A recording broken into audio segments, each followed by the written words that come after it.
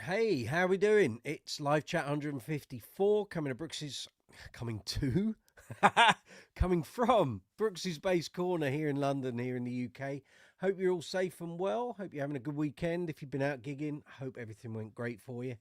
Hope your bass playing's doing fab. Uh, Come on in. We're talking bass guitars, bass gear, bass amps, bass effects, great bass players, albums with great bass playing on, all that sort of thing. You're amongst friends. If you want to talk bass, maybe your gear's not working. Maybe your pedals are giving you a problem. Maybe you're trying to set up a pedal board from scratch. Maybe you've just taken up bass and looking to start and don't know where to start. Come on in. Ask questions. We're all about giving advice, helping you out, trying to make the most of your bass playing. If you've not been here on a live chat before, don't worry. I'll guide you through it and I'll explain it all to you very shortly. So for those who, well, you can only have seen it within the last 10 minutes because I've only just sort of changed the thumbnail and title. Tonight's live chat, I had a plan this morning and it changed, but that's fine. So for those of you who regularly follow the channel, follow what we're doing here, Zuma, Stacey, good to see you both. As of next week, there's a new UK bass magazine on the market called The Bassist. Details are in the description box below.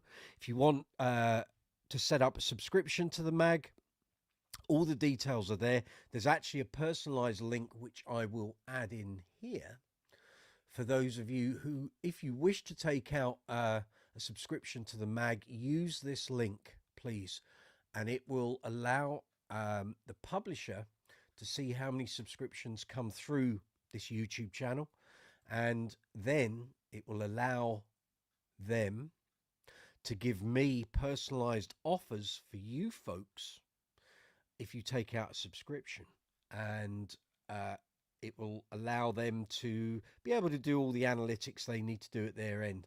But if you're going to take out a subscription to the mag, please use the link I'm about to post up in the live chat feed.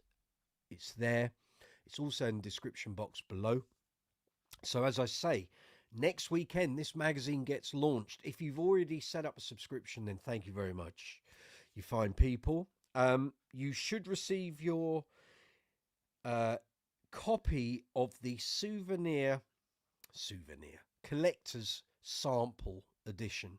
So basically, I think it's about a 36 or 40 page sampler that is going out to industry, and you find people who've taken out a subscription, and then you start getting the proper issues, which I think are going to be around 86, 84, 86 pages. They will start appearing from June the 5th. So this issue that's coming out this weekend or next weekend is the sampler. Hopefully it'll become a collectible thing. It might not. Who knows? There's young Richard. How are we doing? And like I say, the regular issues will start from June the 5th. Then you get another issue in September. You get another issue in December.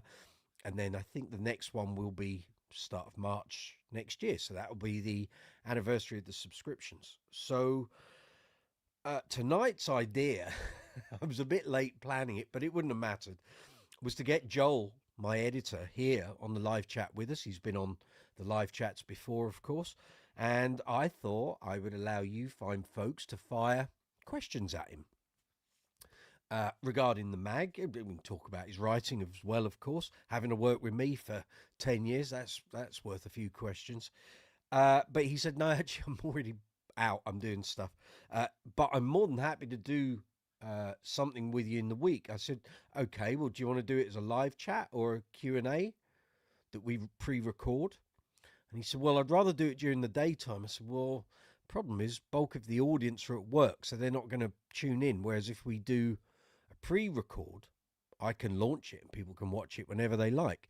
But it does mean, in order for you fine folks to be able to fire questions at him, I need the questions tonight. So what I'm going to say is tonight's live chat, please put your questions for Joel. They might be for me as well. I don't know. Put them in the live chat. I will then collate them together. In fact, I'm going to open a Word table and then I will stick them all in there. And then I can fire them at him literally in the week.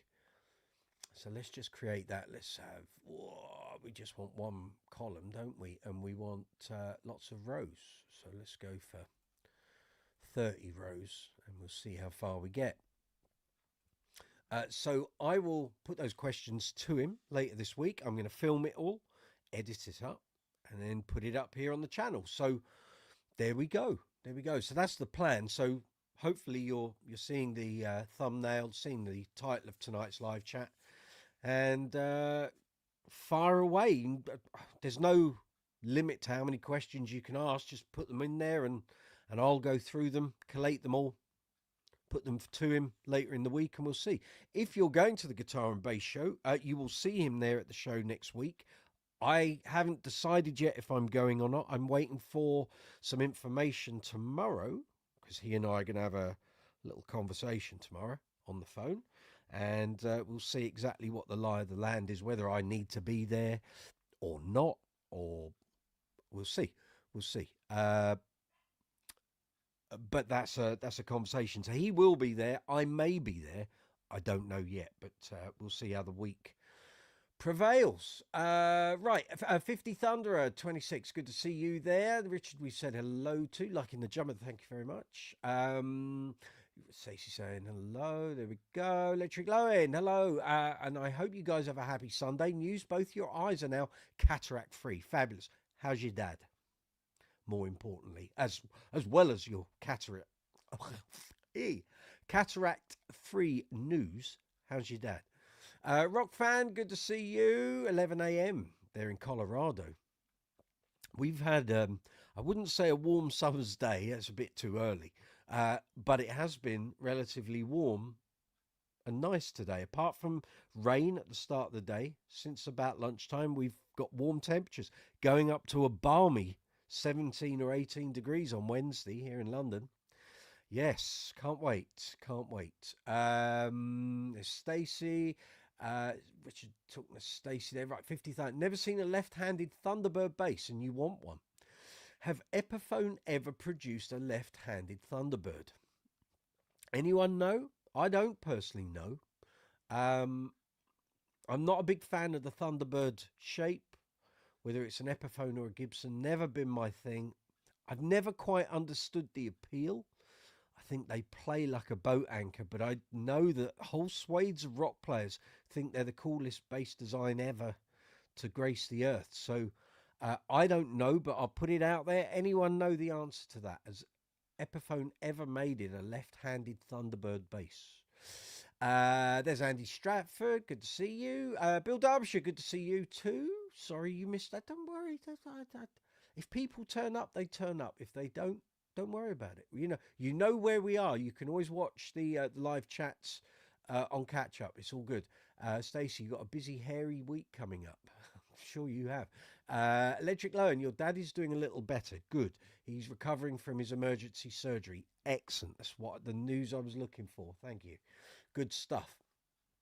So if you're new to the live chats, I will quickly give you the preamble. But folks, feel free. But okay, that's an odd name, but there we go.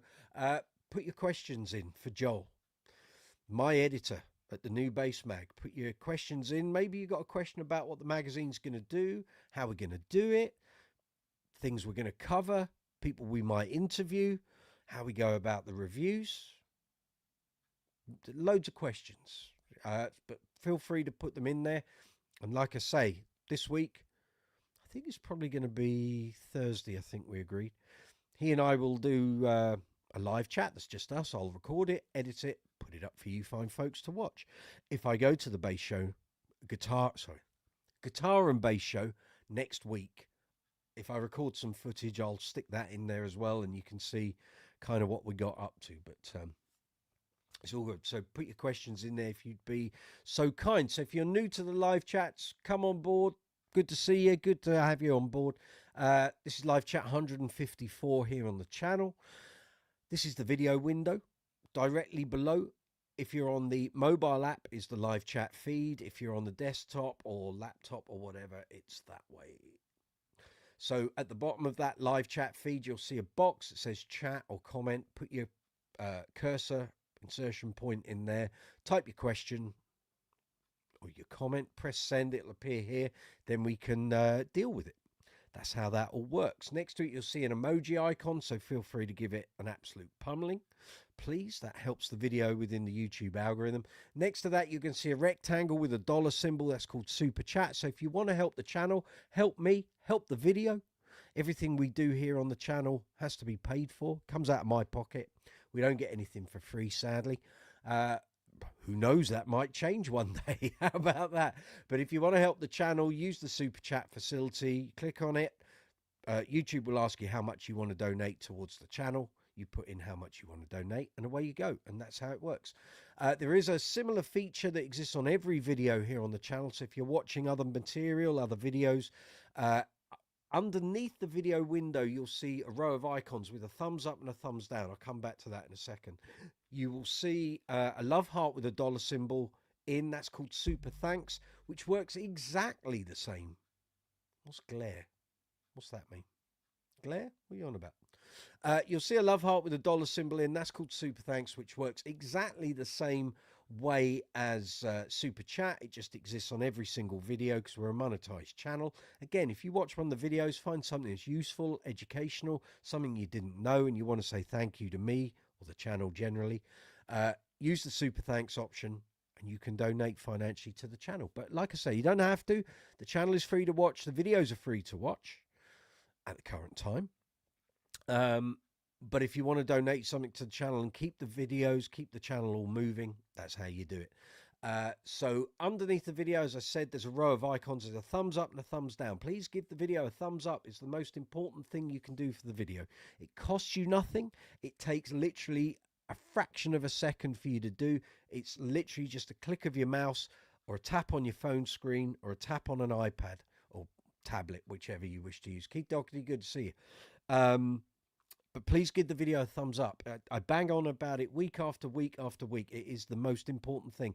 If we don't get thumbs ups, we can have tons of views. We can have thousands of views. But the thumbs up, leaving comments, both in the live chat and if you're watching the video after we finished the live chat, you might be watching this 5 to 10 years after we did it. But leaving thumbs ups, leaving comments, sharing the video out to social media, email and websites. That is the most important currency for video progression through the YouTube algorithm as it stands at the current time. So there's a thumbs up and a thumbs down. If you're going to give the video a thumbs down, then please leave a comment in the comment section. Tell me what you don't enjoy or what isn't working for you, and I will try and make the videos better so that they reach your approval. Should we put it that way?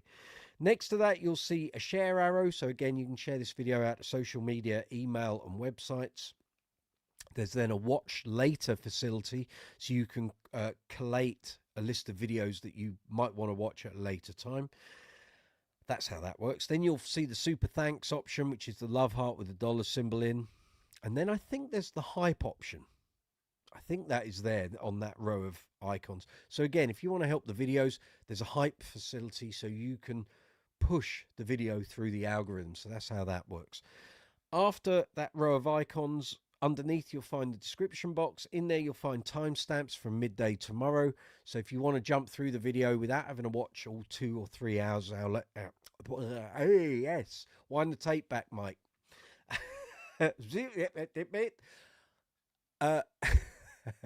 If you don't want to watch the full 2 or 3 hour epic that this video could well be, although judging on the last 5 minutes performance, who knows, from midday tomorrow there'll be timestamps which allow you to jump through the different sections, different questions, different topics that we're going to talk about.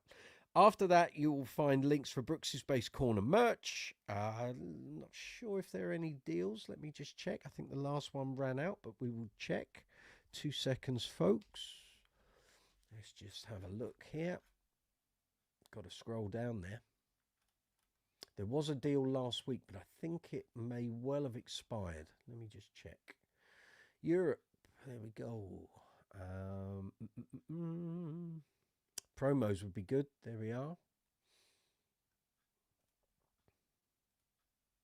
Promo campaigns, even better. It is 22nd, right, up until midnight tonight. So you have got 5 3/4 hours here in the UK. 20% off. Yeah, everything in the store, every product, UK and Europe, US and worldwide. Links in the description box. Brooks's Space Corner merch. You will get 20% off everything as of today, up until midnight, wherever you are on the face of the planet. So that's fine. And then after that, in the description box, you'll find affiliate links for the Bass Centre here in the UK. Just finished doing the first video for the mag of this bass before it starts appearing here on the channel, which is the Neil Murray Snakebite bass. Very nice, very bubbly, very fab. Mr. Murray, if you're watching, I'm sure you aren't. I don't think you frequent these locations, but anyway, a fine bass. Very impressed. Finished all my video recording for the magazine, so that was the last one that got done yesterday. So they're all done. The editor's got them. And for those of you who have a subscription to the mag, I assume your sample issues will come through in the post this week. If you're abroad, they'll probably be a few days later. You will have access to the videos that I just finished recording. The last one was last night. Finished doing that. So you will see reviews of the Orange... Oh, what's that amplifier called? The Orange... Is it the AC200? Bear with me a moment, I'll tell you. Reviews, there we go. It's the Orange AD200 and the 410 cab. You'll see the PV Super Festival rig, which was quite fab. Ibanez THOMANN TMB 100 and the Bass Centre Snakebite bass. So those are the 4 offerings from me for the sample issue. But that, once you get the magazine, you should then have access to the online material. I don't know how all this is going to work yet. No one's even told me. All I've done is produce the content, so we'll see how that all pans out. So like I say, in the description box, affiliate links for the Bass Centre here in the UK, Top Cashback and VIDIQ. And then if you've got any bass related purchases coming up, you can use Amazon and THOMANN. There are affiliate links in the description box. So if you're buying some strings, a pedal, a bass, an amp, gig bag, cleaning materials, whatever it might be, if you use those affiliate links in the description box, when you go through with the purchase, the channel will get a small affiliate commission. It is small, I can guarantee you, but it all adds up to a bigger amount. So anything bass related that you might be about to buy, please use those affiliate links. They're in the description box below.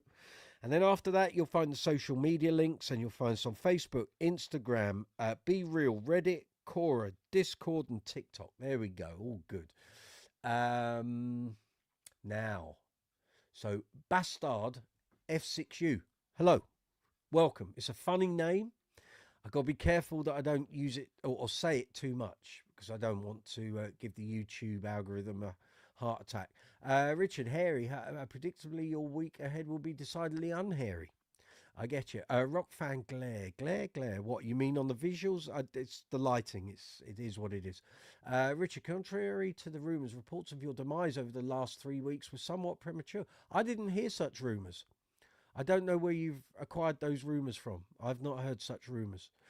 Keith Doherty, hi folks. Unfortunately it works, so we're on briefly. That's okay. We'll get back on later when finished. No worries. Looking forward to the mag next week. Unfortunately, I subscribed a few weeks back before your link. It's fine. I didn't realise the uptake was going to be quite as hefty as it was. And when I went to the publisher and said, I think I might have generated a few subscribers for you, he went, oh, hold on. We'll get you a link, but it didn't come through until the following week's live chat. So don't worry. They know where the bulk of the initial subscribers came from. So don't worry about it. We're up and running, put it that way. Zuma, yes, love you some PV. I tell you, that Super Festival rig you would love. Absolutely love. It was just great. One small thing about it, you'll see it on the video. It had a teeth ain't in today, are they? It had a rattly metallic front panel. So the way it's constructed, it had a metal front panel that the controls then obviously sit through. It had 4 screws, mounting screws on the front, but they didn't put any screws in the middle. The problem is the bass frequencies generated by the cabinet made the metal front fascia rattle, and it was buzzing like, oh, it was a nightmare. And I'm thinking, where is this coming from? I've tightened everything up, kept playing, and I found what the frequency was, and I thought, right, okay. And as I reduced the frequency, it didn't stop. So like, in that case, it is just general sound level. I put my finger on the front panel and it stopped instantly. Took my finger away, it came back. Put my finger on it, it stopped. So there were no screws to reinforce that sitting on the chassis of the amp. So I had to get a small bit of tape, press it against the front fascia, and make sure it was as tight as possible to the bottom lip of the amp, and that solved it. But it was annoying. You'll see it on the video. Stacey, you and Mark Twain, Richard, interesting nugget. Twain is your second cousin, 4 times removed. Well then. Well done you. So it's 6:20 here in the UK. Good to see you. If you've got any questions, fire away. I say questions for me. Questions for the editor, please. Got to make him earn his corn, of course.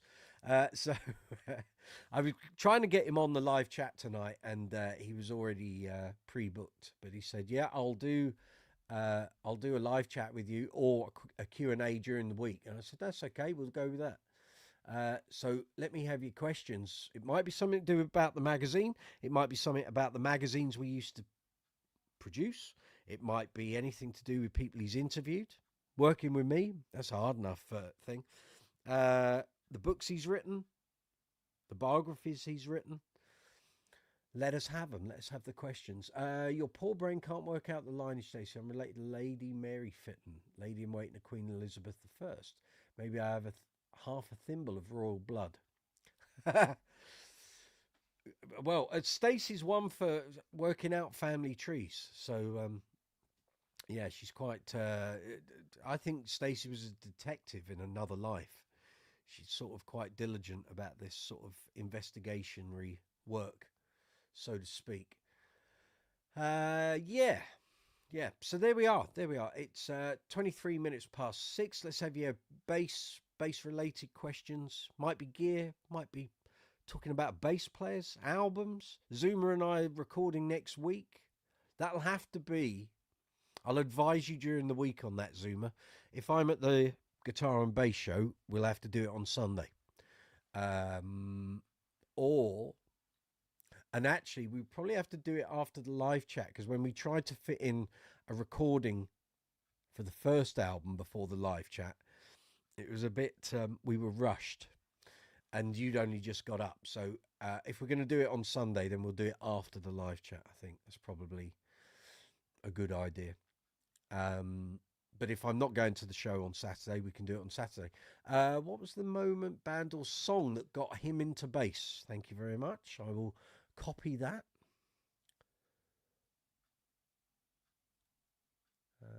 Let's see if I can. Maybe I can do it from there. I can. There we go. I'll stick that in. You are question number 1 to the hairy one.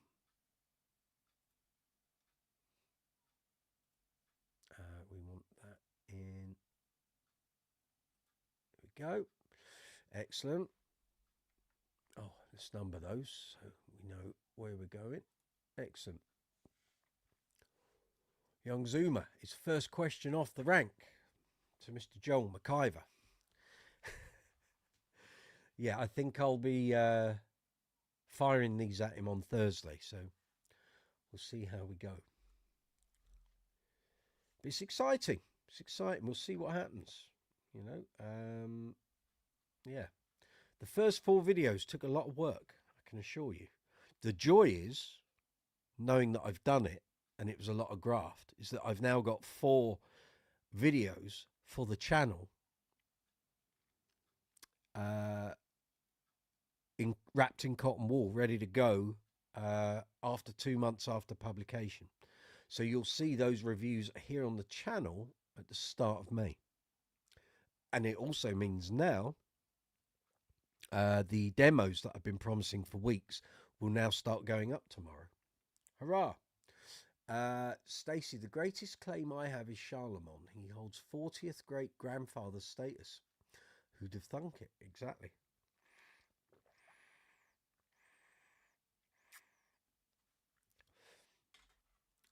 There we are. So yeah, I don't know at the moment. Again, this is part of our chat tomorrow. I don't know what the next stuff in issue 1 of the new mag will be. I will wait for his lordship to tell me what we're going to be covering, and I think some of this will be dependent on next week at the show. I'm guessing a lot of companies will want to be throwing stuff at us. They did last time. And reception to the new magazine. If people don't like it, we'll soon know. But I'm hoping, fingers crossed, everyone loves it. Lord knows I've put, let's think, it was 27, but put about 40 hours of video production time into these 4 sampler review videos. So we'll see. We will see how it goes. Zuma, congratulations on the content. Waiting in the wings. Exactly. I think it's going to be good. I haven't seen what the mag looks like yet. I've seen the mocked up written reviews that were put out on social media a couple of weeks ago. 3 weeks ago? 4 weeks ago? 4 weeks ago. But I haven't seen, obviously, the physical issue. So that will be, well, this time next week, people will have it. It will be there at the show. You guys who've subscribed will hopefully have your postal copies. I keep getting people saying, oh, which news agents and you know, can I get it in Smith's? You can't buy the paper issue in a store. You can only subscribe to the publisher for the paper-based version, and it will get sent to you over the course of the 12-month subscription. The digital issue, again, I think that's £20 here in the UK, and then you have access to those issues as long as you have a subscription, I guess. Yeah. Stacey, what was Joel's favourite interview at BGM, if that's allowed? Of course. Let's just do that. Stick that in.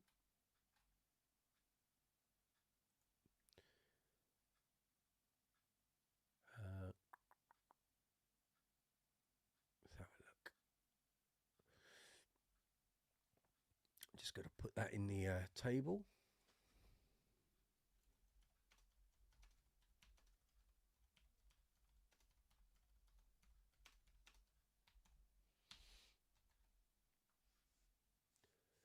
Very good.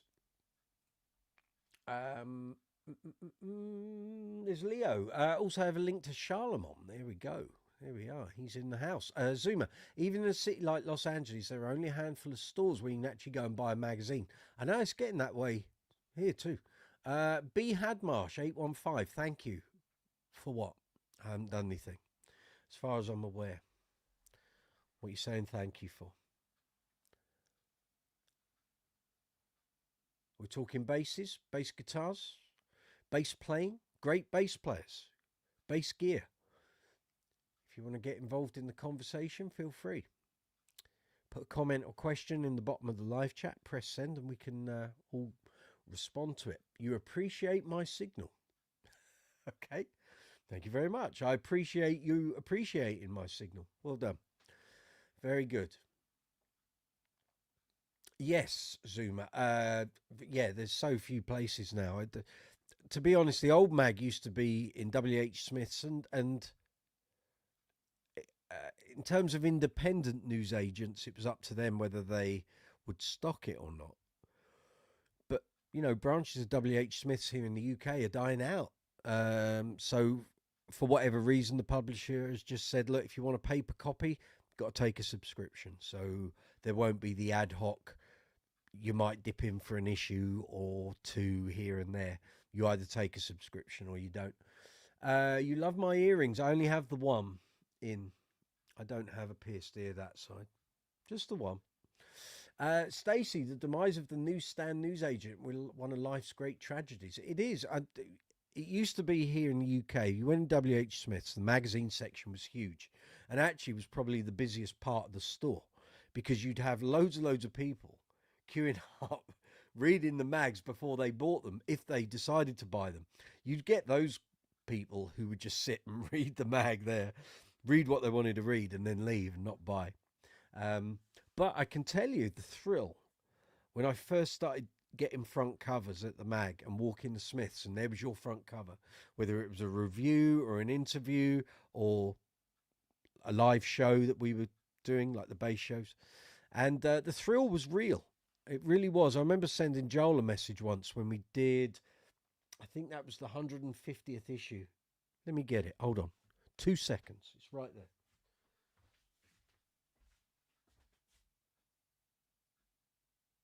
That's 155, Mike. You want that one?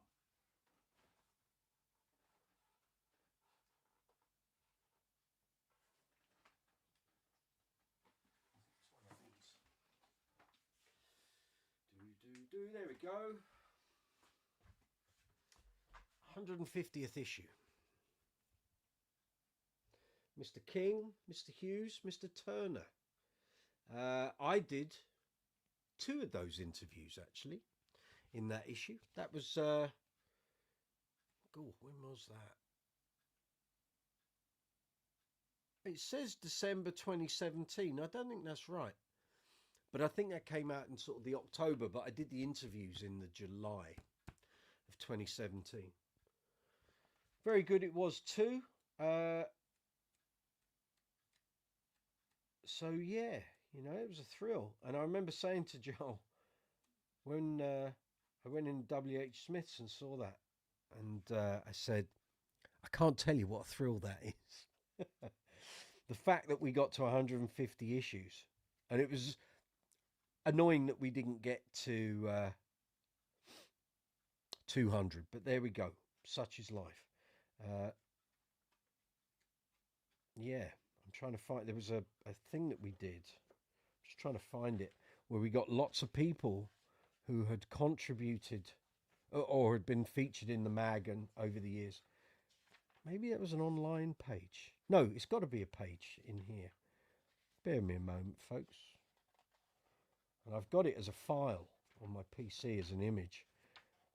And it's basically them congratulating the mag. There we are. I was there. I was behind the camera when that photo was taken. Oh, I see.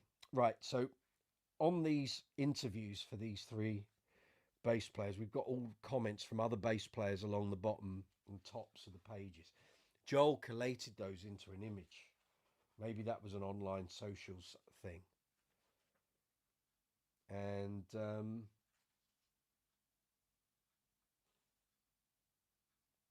yeah. And it was basically everyone giving us a little pat on the back, which was nice. It was nice, you know. We did well. We did well. And in the face of horrible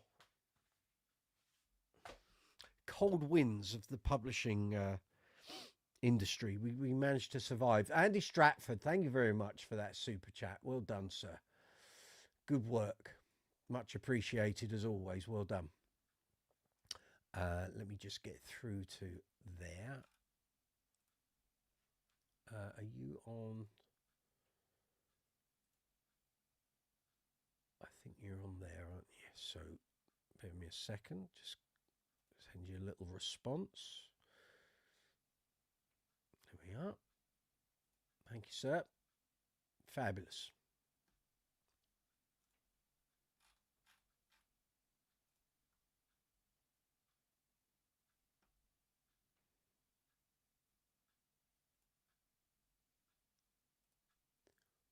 Sorry, just getting everything up to speed here. Grand. Okay. Stacey, I pine for the days of perusing magazine sections and listening to LPs in stores on turntables. That's becoming a regular thing again now here. People doing that, buying vinyl and listening to the LPs in store before they buy. It's good. It's a good thing. Andy Stratford, looking forward to the mag. Fabulous. I'm hoping it blows everyone's socks off. I don't know. I haven't been privy to the rest of it. All I've done is produce 4 review videos. I haven't done any of the written stuff. So I don't know how it's going to be laid out. I don't know how it's presented. I don't know how well it reads. Feedback. Oh, Bill Derbyshire. $9.99 super chat. Thank you very much, young Bill. Good stuff. I thank you. Oh, let's just scroll down there. There we are. Thank you, Bill.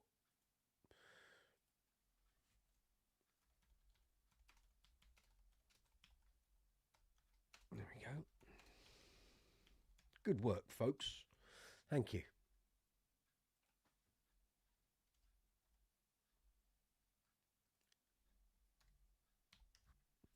Cool. Thank you. Yeah, so once you've got your issues, once you've read the mag, had a look at it, looked at the online stuff, feedback, weekly live chats, let me know. I can send feedback to the powers that be, and it will get fed into the machine, and we'll see. Ideas will be taken on board, and I mean, people might watch the videos I've created and go, too long, don't like them. One video I think was about 14 minutes. One was 19 minutes. The bass ones were about 10 each. People might go, I just don't have the attention span for that. In which case, Joel will come to me and say, you got to cut those videos down. And I've got a plan that if that is the way it pans out, then I know exactly how I'm going to do it. So we'll see. We will see. It's all a learning process. It's a different publishing world to where we were with BGM and bass player. So we'll see how it goes. It's a journey, isn't it? Richard, hi Mike, are you going to... This is exactly what we're talking about. Are you going to the Guitar and Bass show in Birmingham this coming weekend? Anyone else going? At the moment, my editor is going. Publisher's going. I need to have a chat with my editor tomorrow to find out exactly what the lie of the land is. At the moment, he asked me if I wanted to go, but I don't know what the travel situation is. I don't know if we've got free passes. Do I need to buy a ticket? Am I needed there on a work basis? Are we just going to mooch around and hang out? I don't know. I haven't been told. The priority was getting the videos done. And as I said earlier, I only finished the last one last night. But I've been working on those since end of January. The thing is, I'm going to be using all that content here on the channels, but it will be changed slightly to how it appears for the magazine. I'll be doing some different bits, and some of the cuts will be different. The text and graphics overlays will be different. But we were working from a point of zero because we'd not done these before. So on the old mag, we had our review templates, and again, those developed over time. When Joel came on, we had the templates we'd used with Stacey Ann and her $10 super sticker. Bless your heart. Thank you very much. Thank you. Outstanding. I can't see that I can do anything with that because it's a sticker, but I do. Thank you, Stace. Fabulous. So like I say, when Joel came on, we had the same templates for reviews that we'd used through the Oyster House years. And that had gone through various editors. And then when Joel came on, it was like, well, we don't need to completely, we're not rewriting the Bible here, but there are some tweaks we could do. The one thing I think the rating system I was never happy with, and we did try to change it a few times, and in the end it was like, it's going to cause us more grief than we know. So leave the ratings thing as it is. But we changed kind of, so we have a template that we write the reviews to, not in terms of the writing, but in terms of spec and layout and all that sort of thing. I then took that into this channel when I started doing reviews back in 2020. And again, I tweaked it. There were a couple of things that I was never quite happy with, and a few things that I thought I can. Again, when you're doing a review video on screen, the screen is real estate. You've only got so much space to play with. So you've got to fit things in based on what you've got that will make it easily readable and digestible, but also the fact that people are looking at those videos on different devices. So looking at it on a horizontal landscape view, based on if you're watching on a PC or a laptop or a Mac or whatever, you've got a lot more width. But on a phone, you're going vertical and you haven't got all that width. So, but the thing is, you're producing that video to be watched on both devices. So on a vertical phone, a review video is only going to be in maybe the top third of the screen, watched through the YouTube app. On TV, tablet, PC, laptop, Mac, you've got all that other room. So you've got to think of formats, because once you've produced the video, I can't go back in 5 years later and tinker around with how it looks on the screen. All I can do is produce another video. So I said, well, look, if we're going to do that for the mag, we've got to get this right first time of asking. We can tweak, we can do things, but first batch of videos out the gate, Richard, £20. Thank you very much, sir. I need to get into there, I think. Is that where we're at? No, that's not there yet. Just bear me a moment. I'm trying to get in to say thank you to you. There we go. It's that one, isn't it? Fan funding. There we go. There we go. Well done.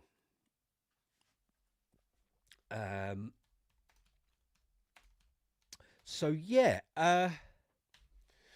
so we can make tweaks, and I inevitably think we will have to make some changes, make some tweaks. But again, Joel and the publisher know review content by video as a viewer, not a creator. So I've had to kind of explain this when it comes to putting text and graphics on screen. You've got to think, where are you putting it? What device is someone watching it on? And as a magazine, you know, the publisher said in an interview the other day with Joel online that their target audience and demographic is a certain age group, and those people want something that they're going to value as opposed to something that's disposable. And so the online content falls into that remit as well. We've got to produce stuff that is what they want to watch. There's no point producing it and no one watches it, otherwise why are we doing it? But this side of it, the video review content, is what people were screaming out for from about 2015 onwards, because they were getting all their base stuff. Even though we were a monthly mag, this magazine is quarterly, they're getting all their information online. Totally get that. But we could, back on the old magazines, have done online content, but the publisher didn't want to go for it. They didn't want to, I guess, buy the equipment and do the editing and da. So once I started doing this channel, Future Publishing in the final year of BP wanted to start doing it, and we had it all. I had the dates in the diary for filming, but no one could give me a summary or a storyboard of what they wanted, or how they wanted it to look, or how did they want the reviews to flow, or how long. No one could actually tell me. I said, how long do you want them? 5 minutes, 10 minutes, 15, 20, 30? What? And no one ever responded. And on 2 occasions, we were booked into a filming studio down in Bath, I think. And it was the day before, and no one knew anything. And I said, okay, well, what's the gear? Who's providing the gear? Oh, well, you just bring your stuff. I said, but what do you want? Am I just literally uprooting everything I do for my channel and bringing it down, and we do it? Because if in that case, there's no point me coming down there. I can just do it here. Oh, no, no, no, we want it done under our thing. I said, but who, what, where, why? And no one had it. And in the end, we had to cancel them twice. So it didn't happen. So with this mag, it's a fresh slate, clean slate. We can, basically, it's a blank canvas. We can make it how we want it. You're going to see some inevitable similarities with the videos I produce, because that's what I talked through with Joel. And I said, look, you've seen my videos. He said, well, I want that. I just want how you do that. I said, but we're doing it for a mag. So some of the things like background music and certain text overlays and graphics, and we don't have that. No one's produced that apart from the logos. No one's produced anything for that. So you want a consistent look and feel. This is a magazine. This isn't a YouTube channel. So, like I say, when I start using those reviews and that content, I've now got to go back into it and make some little changes and tweaks, but that's fine, because it will distinguish it from being a reviewer here on the channel on Brooks's Bass Corner, and the difference between it being a magazine review. I can change the tone in terms of what I say and how I say it. With the magazine, it kind of needs to be a little bit formal, but with not going so far that it turns people off. Whereas here on the channel, you know what my delivery is like. That's what you watch the channel for, and you know how the videos come across. So it's now, it's a voyage of discovery. After a couple of issues, we'll know where we are, I think. There we go. Right, let's get back into these messages. There we are. Yep. So in answer to your question, Richard, UK SMF, at the moment, I don't know if I'm going to the show. I will have a clearer idea tomorrow. Hopefully I will. I don't know yet. But the hairy one will be there. Gareth, good to see you. Richard saying hello to Andy. Andy Stratford saying hello. There we go. Andy Stratford. Hi, Stacey. I'm okay, thanks. Had stuff going on. Bit of a stressful time. Understood, Andy. No worries. Life is always something. There's James. Good to see you, sir. Zoomer. Good to see. There we are. Yep. Rock fan 3479. Thank you for passing on your knowledge of bass guitars. That's what we're here for. That's what we'll be here for the next 25 years doing, hopefully. What's this? Playing, performing, repairing, maintaining. All of that. That's what the channel's all about. Andy, yeah, where I live in a flat apartment, we've had subsidence in the building. We were having it underpinned, which is costing 60,000 quid between 8 of us. Just getting that cash. Yeah, I understand, mate. Thanks for your concern. So a couple of beloved bases broke your heart. There we go. Andy saying hello to Zuma. There we are. So if you're coming in on the live feed or on the shorts feed and you're thinking, what the hell's all this about? Welcome. It's Brooks's Bass Corner. We're talking bass guitars, bass amps, effects, great players, cleaning materials, gig bags, strings, all the gear. If you need help with your bass playing, buying gear, looking for gear, ask away. That's what we're here for. We've got a new magazine coming out. It's not mine, of course. I'm just a contributor to it. It will be out next weekend. I'm guessing Saturday. Needs to be at the show on Saturday. I bet those printers are working overtime this weekend. I don't know what the footfall and attendance of the show is. So they need to have enough issues. I guess, actually, the publisher said they are there for people attending the show. And once they run out, they run out. But everyone who has subscribed and taken out a subscription with the mag will have their own copy posted to them. So it'll be in the post, I guess. Richard, that is indeed what the channel is for. I've been setting up an Overwater Progress 5. They are very nice basses. I've reviewed many over the years. Played quite a few as well. Never owned an Overwater, though. It's never quite had the wow factor for me. The pizzazz. Now, some people don't want that, and that's fine. They're the people that audience and that bass is made for. And that's why a lot of West End theatre players use them, because the EQ and circuit isn't an extreme circuit. It has a very sensible sort of distance between the EQ settings. So there's nothing, loads of bass and loads of top and loads of mids. It's kind of sensibly done. Chris May is a great bass luthier. But I've just never played one that made me go, wow, I've got to buy this. It's just my preference. It's not a dig. I've played many and, as I say, reviewed many overwaters that I thought were fabulous.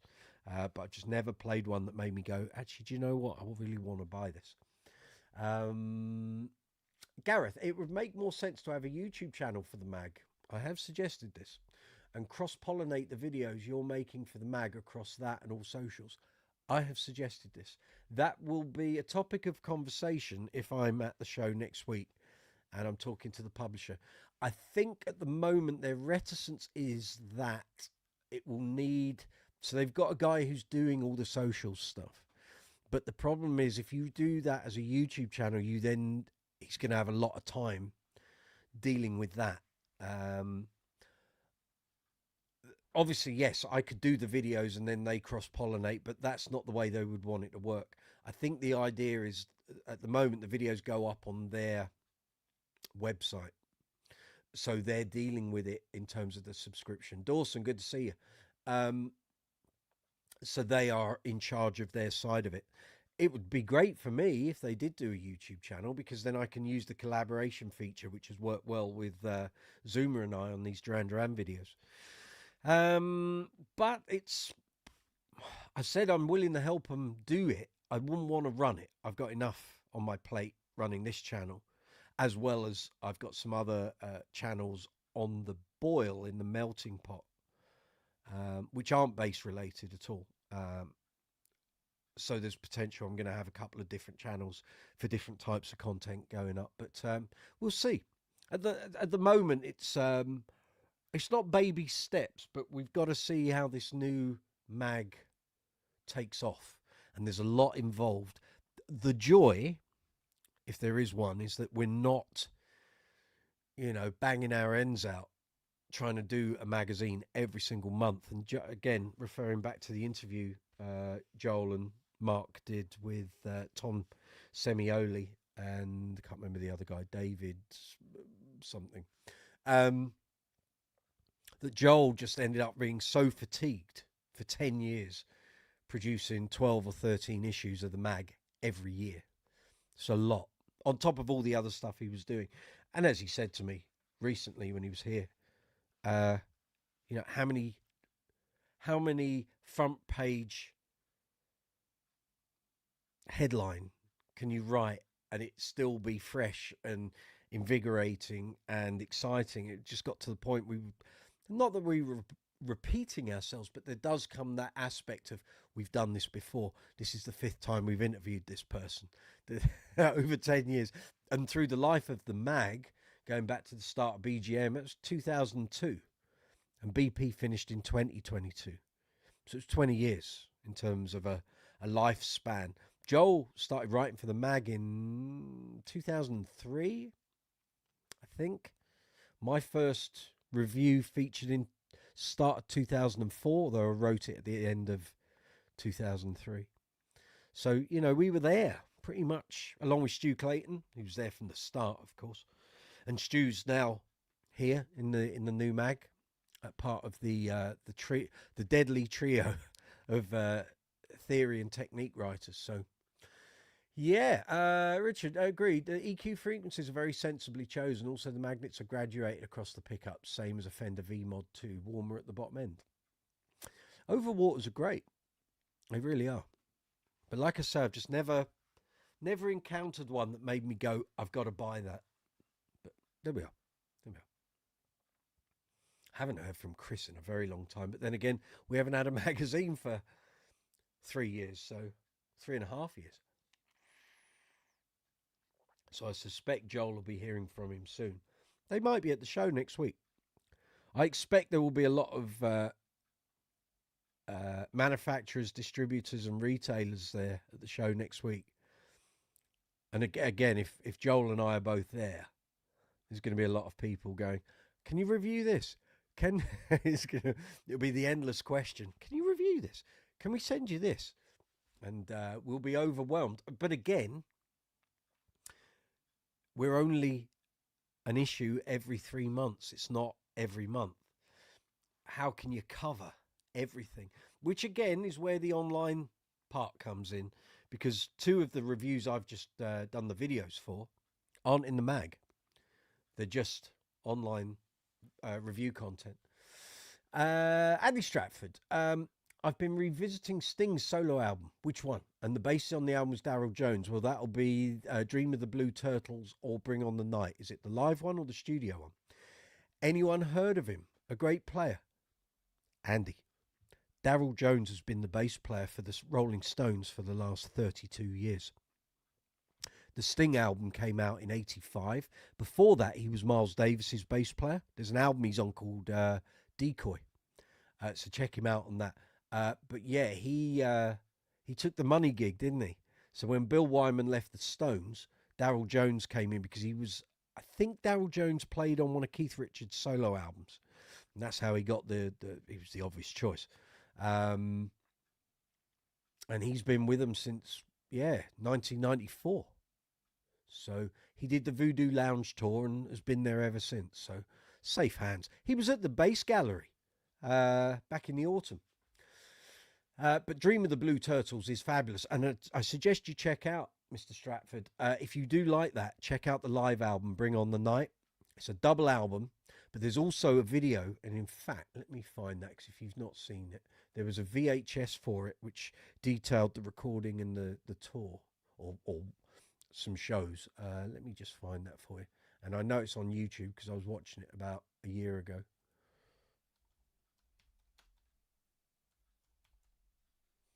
There we are.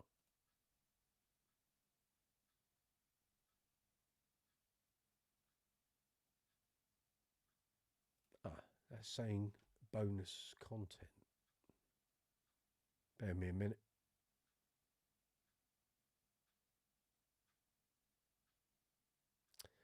Come on now. Come on now.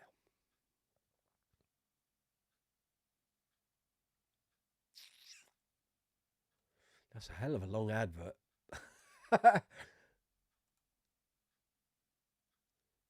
Just bear me a moment. I'm getting this link for young Mr. Stratford. Unless he's already seen it. Yeah, he has aged. Yes, he was a slim young thing in this video. So what's the extra footage?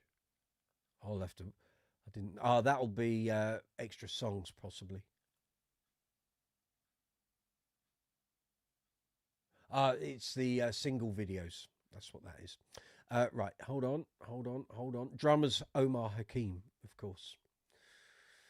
It's a good watch. Truly. Enjoy, Andy, and anyone else that clicks on that link. Zuma, here's a question. What's that? It's a question for you or Joel. Did you ever read the physical version of Bass Gear magazine? I think he did. I haven't. Oh, sorry. Bear with me a moment. I'm trying to copy the text and it's not letting me do it. Hide that.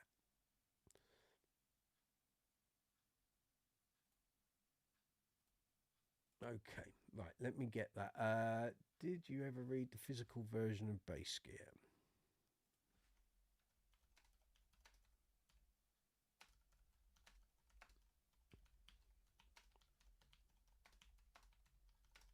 Did you buy it, Zuma?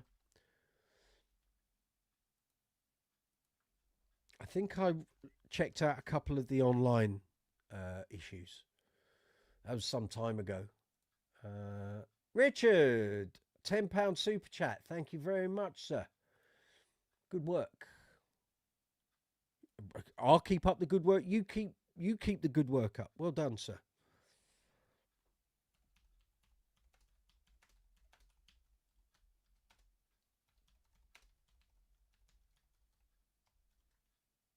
Thank you. Yeah, there was always so much going on with our mag because when let me think. I was going to say when I joined, it had gone to monthly. So the first year of BGM was the first year was quarterly, every 3 months, and then I think in 2003 it started going bi-monthly, so every 2 months. So we would have had 6 issues a year, and I think they got halfway through that year, and it then became monthly, I think. And it stayed that way until the end. So, yeah, Dawson saying hello. Andy Stratford bring on the night. Yeah, Dawson seen Daryl Jones play with the Stones in 2019. Yeah, he's aged since 85. He's not a young whippersnapper anymore, and he's had the comfortable life with the Stones, you know. Yeah, Richard, I hope your dogs are well. Oh, it's Richard Evans, isn't it? Of course. Monty says hi. Yeah, Charlie Chi is fine. Ollie's fine. They both had good walks this weekend. We took in a budgie last weekend, last week's live chat. A budgie got rescued. We fostered it and it went to its new home today. So, yeah, it does feel like I live in a menagerie at times, but it's fine. Richard saying hello to Dawson. So, yes, folks, let's have your questions for Mr. Joel McIver. He won't be watching. He's gallivanting out this evening, living the life of Riley. But I'm going to be doing a Q&A with him in the week, which I'll film. And that will be going up here on the channel either before the show next week or might be on Sunday. Just see how the week pans out. But yeah, so if you got any questions, if you're coming onto the live chat and you're seeing the thumbnail and thinking, who is that? That's my boss. That's the editor of the mag.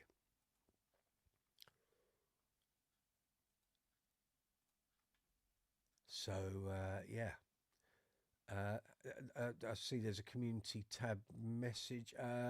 Blue Spirit, I bought this pedal last week because of this demo. Your video, it's very insightful. Thanks for illustrating. He's talking about the Aguilar DB599 compressor pedal.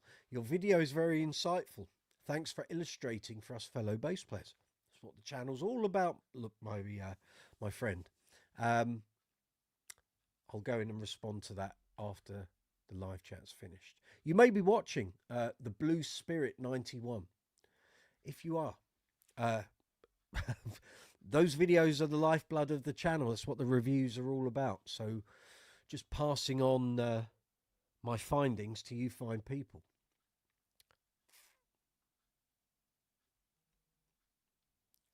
But yeah, if you got any questions that you want me to pass to Joel, let me know. Put them in the live chat window and I will read them out to him later this week and we will get the responses. But alternatively, if you just want to talk about bass, then let's do that. Ask him why bass. Okay. As he said the other day, well, it's the coolest instrument, and that's not up for debate. Bless him. Stacey, Richard, I had a cockapoo growing up. She was such a good girl. There we are. There we go. So, yeah, as I said, the reviews for the online part of the mag are, there's an orange rig, valve head, all valve head. It weighed a ton, as did the cabinet. The PV Super Festival rig, which is outstanding. The orange rig was very good. Just couldn't get the valves to break up. They just wouldn't oversaturate, which is fine. Some people like a valve head that doesn't break up, but I was waiting to hear a bit more colour. I didn't want blazing distortion. We're not talking Lemmy, but I just wanted a little more fire in its belly. That's kind of, to be fair, the tubes held up. I was pushing it. I pushed the gain up the full whack, and it wasn't breaking up a hell of a lot. So that's pretty good. The PV rig was fabulous. The Ibanez THOMANN is what it is. Great, very reliable bass for £279. And as I said earlier, the Bass Centre Neil Murray Snakebite. So here's one of them. Very nice it is too. Bubbles along very nicely, I have to say. Gold scratch plate. Volume, balance, tone, switch. Basically changes the humbucker from a dual coil to a single coil. Badass 2 bridge. I want to go that way, Mike. There we go. Yeah. Basswood body. All very nice. Laser etched neck plate. There, the old Bass Centre logo. Just very nice. Not that expensive. £750 to you, Governor. But very nice. Very nice indeed. Richard, one question. Is it an online magazine or online as well? Okay, so the link for the subscription, I can't remember if you've taken out one or not. Let me just get that. So, folks, use this if you are going to take one out. And then the analytics people at the publishers can know if it's come through my socials and my channel. So basically, I think the regular paper-based subscription, I think, is 27 quid. Depending on where you are. If you're abroad, it might be a little more. If you are taking out the digital subscription, I think it's £20 because obviously there's no paper or anything involved. If you take out the paper-based one, I think you have access to the online one as well. And the online content that I've produced is accessible to everyone that has bought a subscription. If you don't buy a subscription, you don't get access. So, yeah, I think that's it. Is it an online magazine or online as well? Just wondering how your videos fit into a print magazine. They don't. I haven't written anything for print. And at the moment, as far as I'm aware, I don't know if I will be. I think the way I fit into this at the moment is that I'm doing the video content. I don't know. Again, we've kind of had to get this sample issue done and out. And once we and the publisher can gauge how the market feels about it, advertisers feel about it, what the manufacturers, distributors feel about it, what you guys, the readers, feel about it. If it gets shot down, then it won't last too long. If everyone goes, oh my God, this is possibly the best bass magazine on the market, then we're flying. But again, we've then got to back it up. But as I've said, the joy at the moment with this is that we aren't going to be flogging our guts out doing it every month. It will be every 3 months, which means we can take a more considered approach and make sure it is the very best we can offer. The way the old mag ran was that we were turning issues round within like 3.5 weeks all the time. And I said a couple of weeks ago that once Future Publishing took over in 2016, when we got to late November every year, we would have to produce 3 or 4 magazines within 6 weeks. So they were all ready to go before we hit New Year. It's a lot of content. It was hard. It was hard. As well as gigging, as well as all the other things in your life around Christmas. It was a lot of content. I mean, Joel and I wrote the bulk of that. If you go back through those issues, 2016, 2017, 2018, into 2019, end of 2019 as well. If you check out how much I was writing, I mean, it was a lot of stuff. A lot of reviews, had columns, interviews, little feature things. There was stuff in the early pages of the mag where we would do me, Steve Lawson, and I think, was it Chris Hamby? Might have been someone else. And we would pick out a bass, an amp, and a pedal for consideration. And I think I did about 10 or 15 of those. There was meant to be hundreds of them. There were loads of them. I remember sitting in the bass gallery one day, and I think I was doing about 50 basses. Literally just pulling them off the shelves, taking a photo, doing a quick spec. What's this bass? Right, next one. And I've had a load of them, actually. I think they're in here. In this notebook. Yeah. I actually went to a friend of mine who has a very extensive bass collection. And we were going through his basses, and I was taking photos. I've still got them. And we were going to use those in that section because he had some stuff you just didn't see in shops. Yeah, here we go. Tune Supernova, Gibson EB3, Epiphone Rivoli, Fender P82, Fender P62, Fender P January 65, Jazz Custom Shop, 40th anniversary, Jazz 65, Jazz 76, Steinberger XL2 from 84. Just loads. And I had loads of those all pretty much written, ready to go. We never used them. Thankfully, they didn't take a huge amount of time. They didn't take a huge amount of time to produce. So it wasn't like I wrote a load and when the Manc stopped, I was out of pocket. I hadn't really spent a lot of time. But at some point, I might use them here on the channel, so they won't go to waste. Richard Evans, absolutely love your Sandberg California short scale. Fabulous. It has the new bridge and it rings forever. That Sandbergs are very good. Stacey, online and print. There we go. Gareth, kind of reminds me of your old Marlin Sidewinder and that pickup configuration. Oh, the Sandberg. Yes. Yeah, Marlin Sidewinders, eh? Hoo. Many a career was launched with a Marlin Sidewinder. That's for sure. My phone's just buzzed. What's going on? Nothing. Good. There we are. It is 7:10. Live chat 154 here on Brooks's Bass Corner. You're very welcome. Come on in, folks.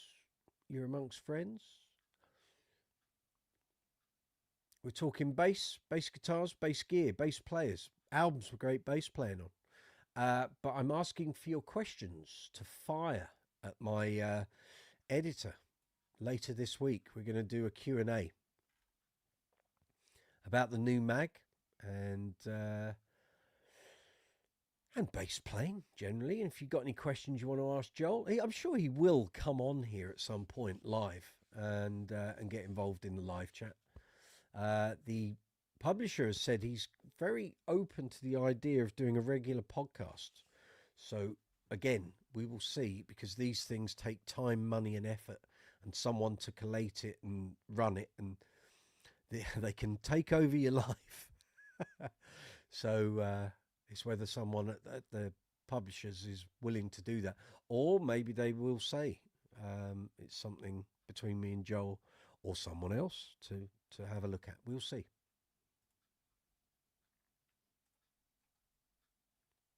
We will see. There's lots of ideas flying around at the moment.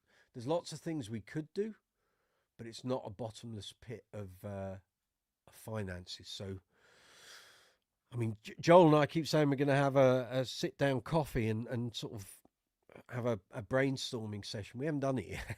It could be one of these things that we talk about and never actually get done. But I think if I make it to the show next week, there will be scope for that, certainly on the journey up and while we're there. But we'll see.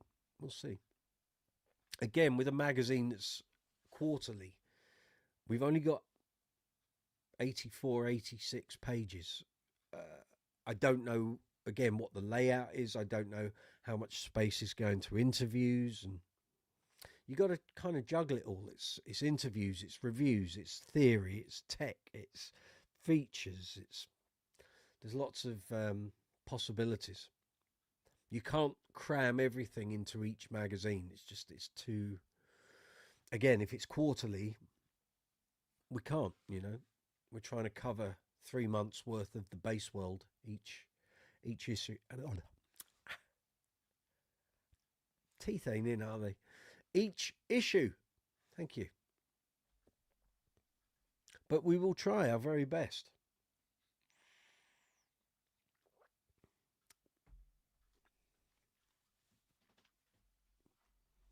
But yeah, we'll see how it all goes. It's exciting. A new mag.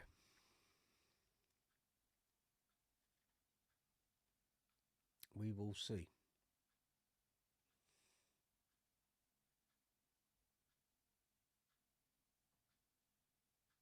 But yeah, hopefully I'll be at the show next week and be seeing some old faces, seeing some old contacts as well. Don't forget, if you're going, the bass part, I think, is on the upper floor and the guitar part is downstairs. So I didn't go, I've never been to one of these. I know a lot of people went to the one last year and they said the bass bit was like a proper, not a proper bass show, but it had its own section and it worked very well. And I think they may have a little more room for it this year. I don't know, but yeah, feedback was good last year. I was talking to Chris Childs about it a couple of months back. He said, no, it was good. It was good. So we'll see. We'll see. No doubt we'll get all the people will see if I'm there, see me and Joel mooching back and go, oh, London Bass Show. It'll be like, too early to be talking about things like that. But we'll see. We'll see. I don't know what the publisher's got planned, but we've got to create a bass mag that works and has industry backing and, you know, positive vibes about it before you can start talking about bass shows. Bass shows cost a lot of money. You've got to have a good magazine to hang it off. As the guy that tried to do that thing last year with the was it Bass Review magazine? It wasn't a big enough mag to be able to hold a show together. So yeah, Richard, old faces, how dare you? Yeah, we'll see. We'll see. I mean, I've had a look at the exhibitors list. It's extensive. But then again, there are distributors there and retailers who basically stock and sell huge numbers of brands. And that's why those names are on the exhibitors list. There's no guarantee that that company is going to be there. It's just part of the stock that those retailers and distributors sort of sell. So we'll see. We'll see. We'll see.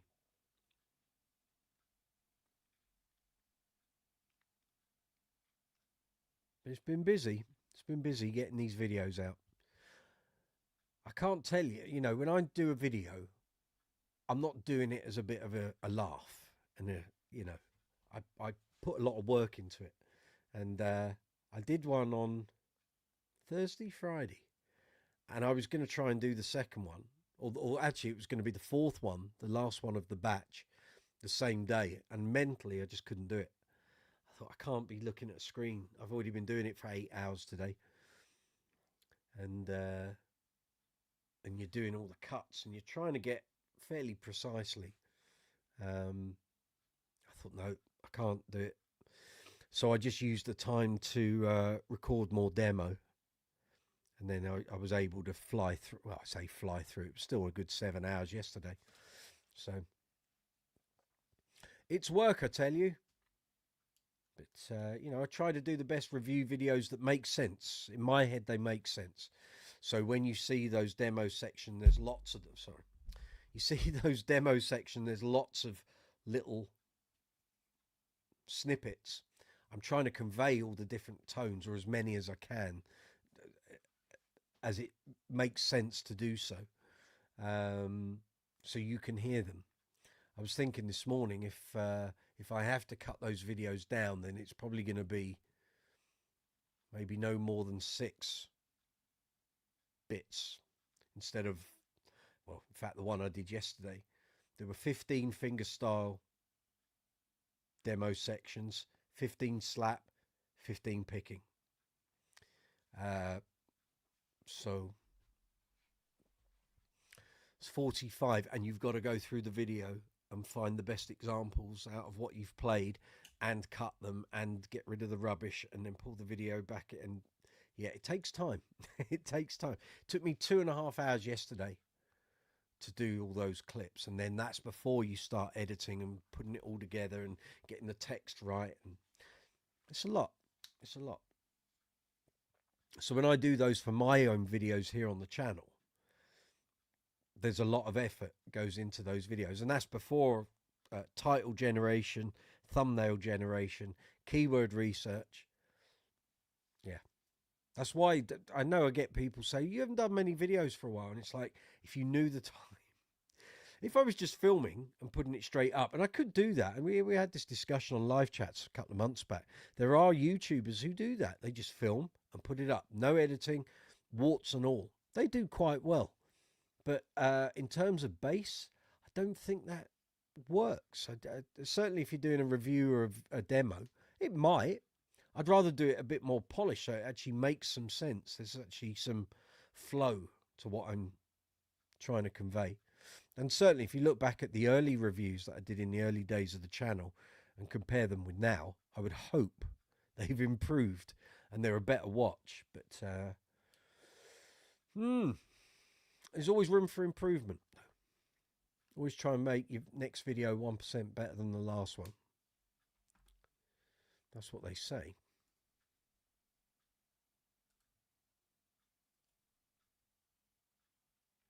Right, let's just check everything.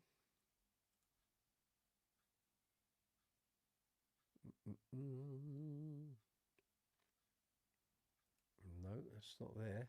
That's there, isn't it? Right. Analytics are good. We have had 100 and... What's that? 188. 188. Teeth in, mate. 188 views since we started the live chat. Thank you very much for tuning in and your continued support. That's that. That's fine. Any new subscribers? No new subscribers. We were at 5140 when we started, and we're still at 5140. Okay, let's just check on. That's fine. Okay, that's done. Yep. Okay, let's just check on there. Check the stream health.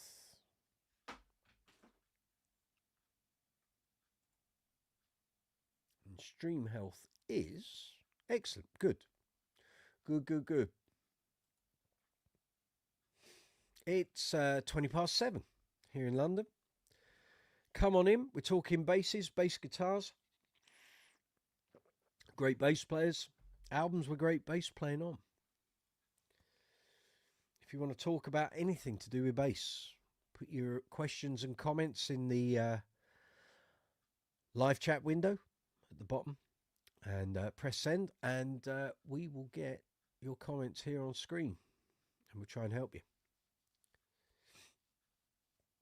Is anyone actually going to the show next week?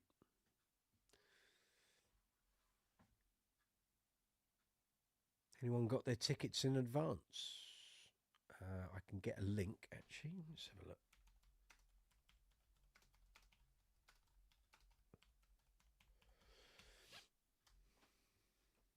There it is.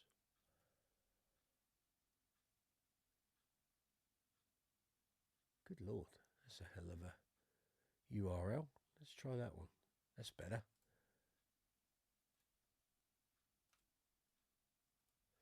So if you want to attend, here's a link.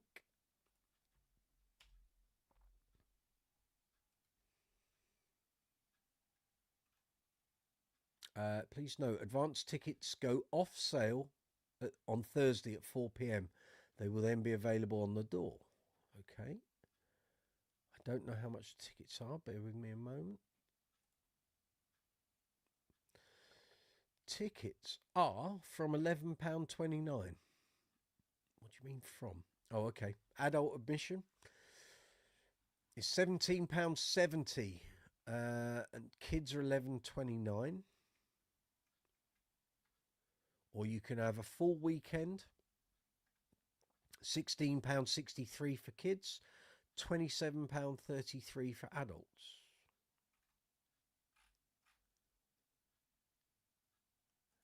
Okay. I assume there are performances and stuff going on. Looks, oh, haha, there's my editor. Oh, I was about to say my old editor. It was my current editor interviewing Hooky. So that was that last year? Might have been last year.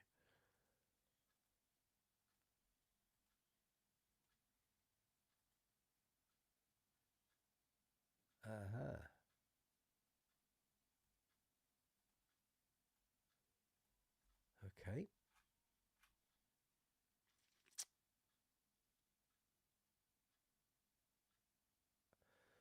What's this?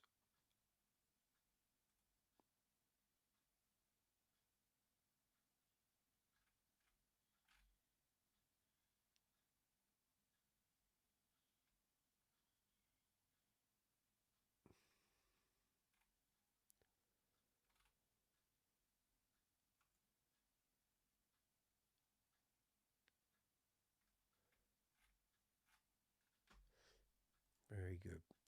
Richard, what's this? Richard Evans. I'd like to, but some journey down from Alnwick in Northumberland. We shall see. Okay. Richard Fitton Perkins. We were looking at having a stand at the show and tying up with Kiwis or graphite necks and MGCS bases, but it was too short notice to pull together. Very expensive, 600 quid for a 2 meter square space. That shows. That's probably quite cheap compared to London Bass Show, I think. But yeah, those things, they're not cheap to do.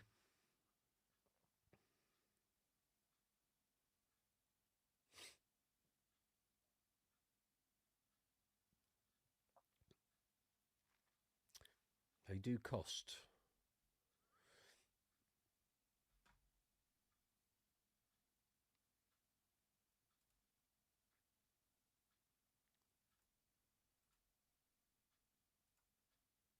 There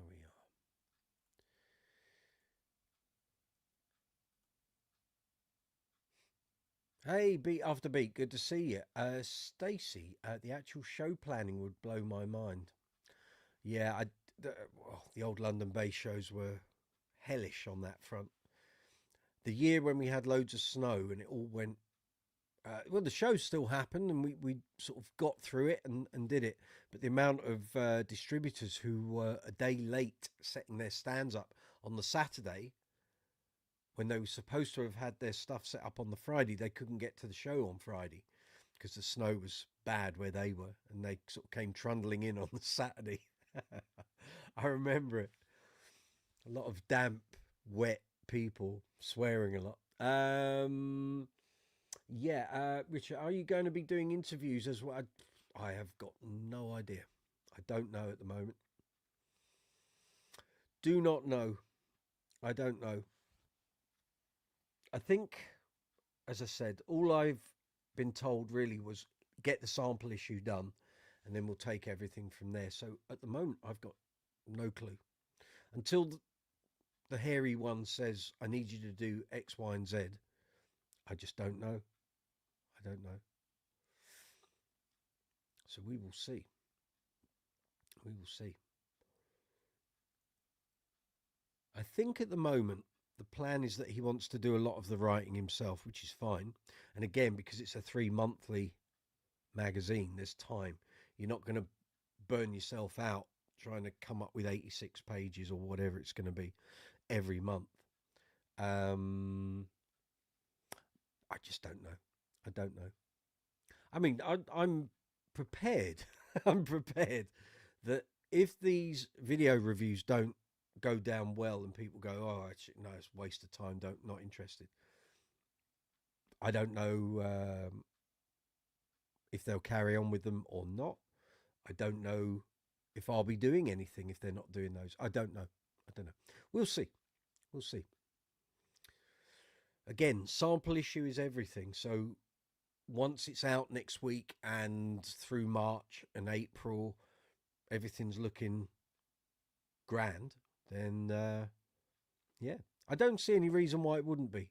Again, you know, Joel knows what a magazine needs. I would like to think I do, having written for him for 18 years. The publisher is totally clued up, and he's a bass player, which is a big bonus.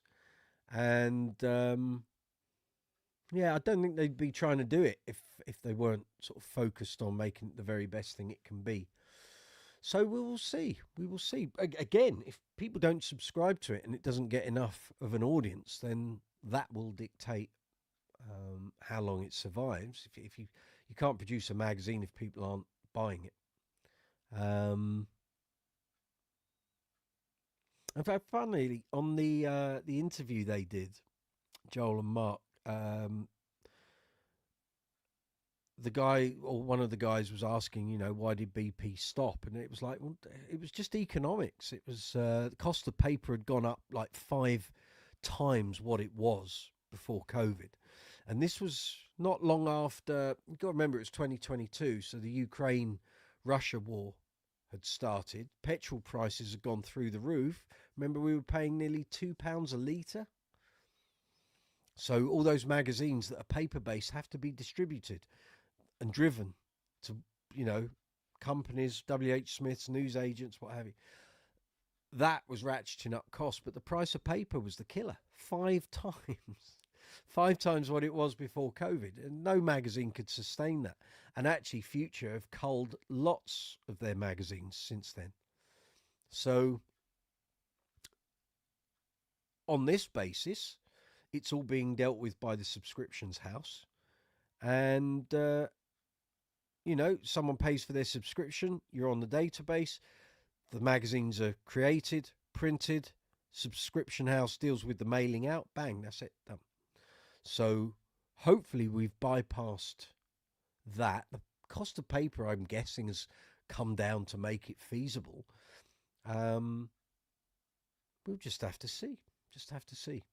A lot of things are there hanging in the ether, and if next week works out well and the magazine does well, then great, that's the plan. The hairy one is Joel. Look at the beard. Look at the beard. Hang on. I mean, look, you got me, Mr. Clean Shaven, and you got that. So that's the hairy one, God of Thunder, and all things like that. Beats. There we go. I'm just scrolling through the messages. Andy Stratford, I just tried to buy another plethora of 5 in Amazon. There's a 6-month back order. Crazy. There we go.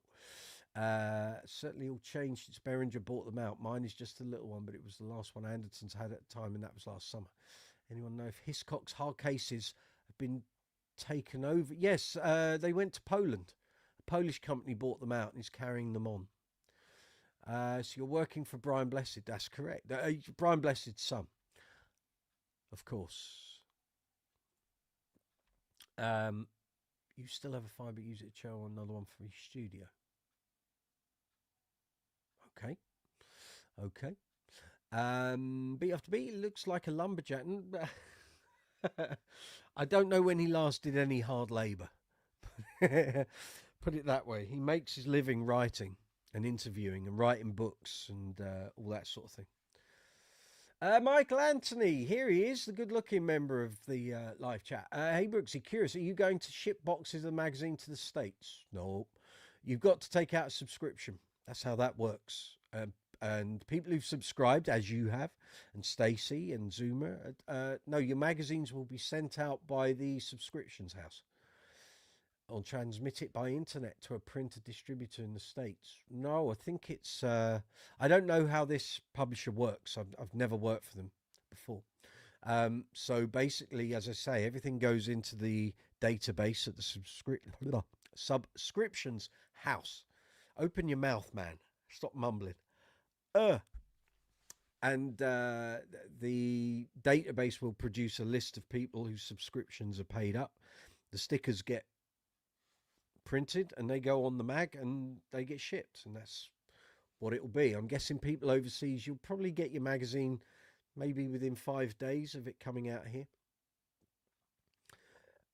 Gordon's alive, quite. Michael Anthony just joined the stream. You might have covered that. I've covered a lot tonight, Excuse me. Yes, it is coming up 25 to 8 here in the UK. Live chat 154 here in Brooks's Base Corner. Super chat facility is there, of course, if you wish to help the channel financially. Thank you to all those who've already done that this evening. Sterling work. Super thanks exists on every single video. Feel free to use that as well when you're watching the videos.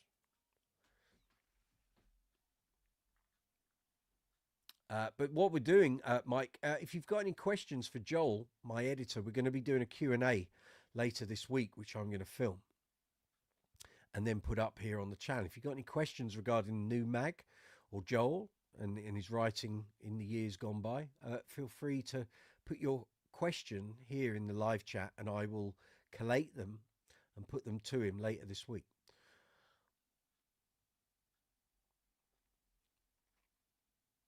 Keep him on his toes.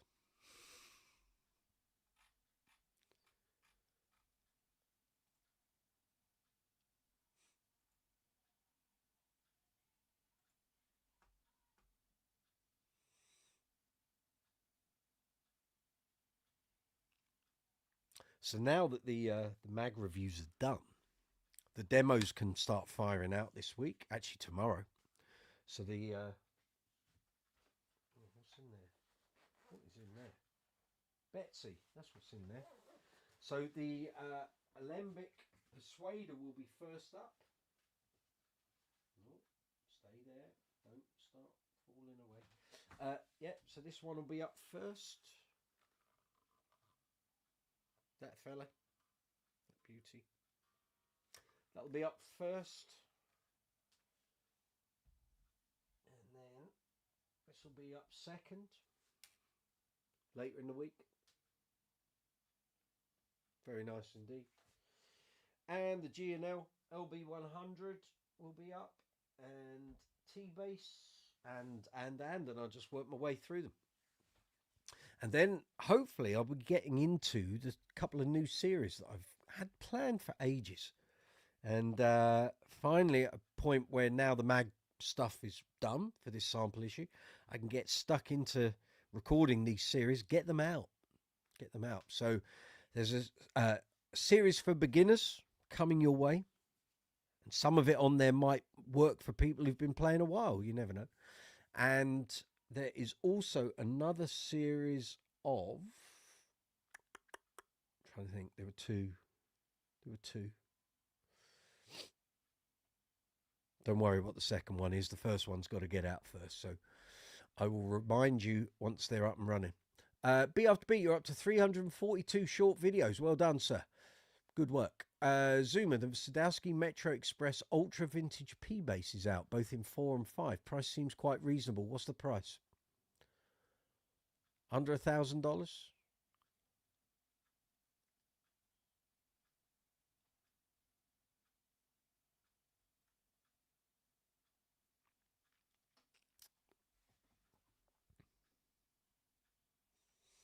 stick this up. Just in case people are coming in and they don't know what we're talking about when we're talking about the magazine. So this is a new magazine coming out of the UK. Oh, I want that. I want that. That's the fella. So that gets launched next week, end of the week. It's exciting. I wasn't around for the start of BGM. I sort of came into that 2 years in. But, yeah. There's a NARM floor model at a dealer nearby for $1,000. Okay. You going to go check it out?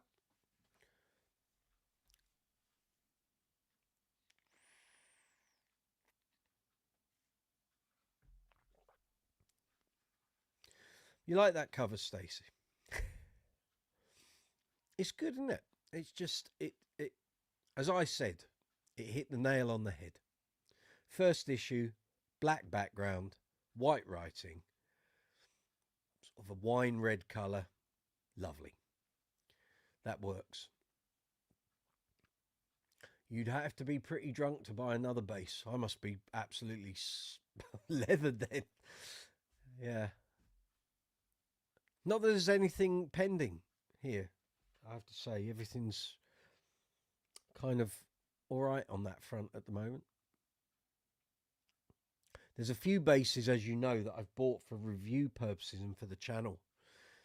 So once they're done and covered, and I think I've done everything I can wring out of them in terms of video content, I can move those on. Maybe have competition here on the channel. Win one of my old basses. We will see.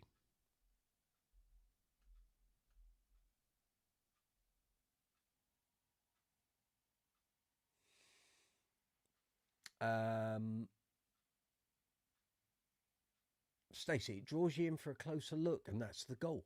Yeah. I haven't seen anything in this yet, apart from my interview PDF, which will be on the inside back cover, folks. You like the spec of a nice Bentley, black on wine red or it just looks good. It looks good. Whoever thought that's what we're doing hit the nail on the head, really.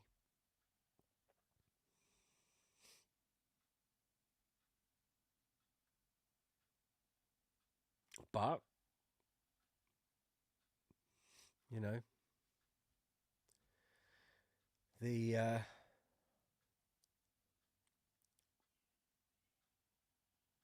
quality will be in the tasting, won't it? Really, got to make sure the content is good, well written, informative. Yeah, that's what we're. Well, basically, these magazines, or the publisher's idea, I guess Joel's idea as well, was to create something that you want to keep, like a coffee table mag, not something you're just going to buy, read, and bin. It's something you would want to keep referring back to. But again, that will be dictated by the quality of the writing and the quality of the content. So, on that premise, we've got to push ourselves every issue. There's no room for sort of slapdash. Oh, that'll do. No, it won't do. And if something, if any of us contribute something and we're like, just not sure, we'll sit on it for a day and come back to it.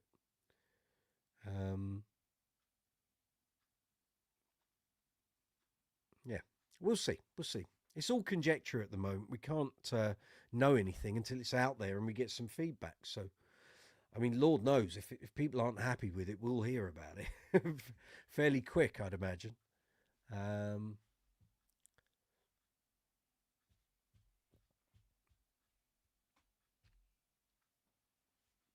We will see. We will see. So come on in, folks. We're talking basses, bass guitars, bass amps, bass effects, great bass players. Mike just shared this stream on the Phil Plays Bass Discord, trying to bring a friend or two to come into the light. Yeah, yeah. Yeah, venture forth on a Brooks's Bass Corner and share in your awakening. Yeah. New friends are always welcome, Mike. You know that. How is Phil? Hope he's well. Haven't seen one of his live chats for a while, I have to say. Been so busy with the mag thing. Since that got announced, which, announced to me, which was middle of December, it's been flat out working towards now, actually, having the content done. But, and obviously, as I tried to explain to Joel, this got announced at a time wasn't expecting an announcement on a new mag. I didn't know there was going to be a new mag. So I already had work stuff, channel stuff already in process when that got announced. And I did make the point at the time. And he said, "Can you do all this?" I said, "Well, actually," I said, "you timed it great because I've got no gigs. And, once we get past Christmas, I'm pretty quiet. That's fine. But I've got other things for the channel that are already in process that I'm working on. So they will just get rolled into that ongoing process, which is what's happened. So I haven't really stopped, even though there hasn't been any gigs. I haven't stopped sort of filming and writing and editing and graphics and then there's stuff here on the channel and the live chats and it just doesn't. It's an ongoing treadmill, but it's fine. Now I know what to expect for this, and again, because we're doing it every 3 months, it kind of works. I'm not sure the way I do everything now with the channel that I'd be able to regularly contribute to a monthly mag. I think it would just be too full on, or it would be much reduced in terms of how much I would have to contribute compared to what I used to do, which was a lot. There were some issues where, in fact, there were a couple of issues where, aside from the theory section, Joel and I wrote everything. Pretty much. There were a couple of those issues in 2017. Apart from the regular contributors at the front of the mag, where they have like a page or a half page, all the reviews, all the interviews, all the features were me and him. It was a lot. I got paid well for it. It's a lot of work, but it was a lot of graft. And sometimes you'd be writing stuff for an issue that was 2 or 3 down the line, but you having to write them early, so it was already in place. Especially if it was like a major feature, like when we did the StingRay feature in 2018, I think that was, but we actually started it in 2017. There were 2 visits to Strings and Things to do that, and they were waiting on a couple of instruments to come in, and they were delayed by Ernie Ball, so we couldn't complete the feature because those particular instruments were what the feature was hanging on, and it was the major part of that issue. So where it was planned that we'd write it and do all the background work in 2017, it'd be ready to go in early 2018. It wasn't ready to go until late 2018. It was a big delay. In fact, I could probably show you some of that.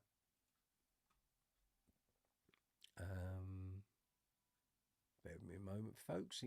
While you're asking, what the hell is he talking about? This is what I'm talking about.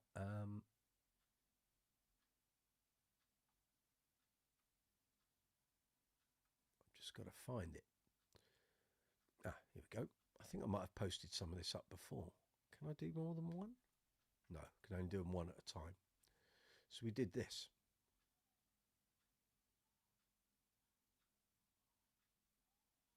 Didn't we?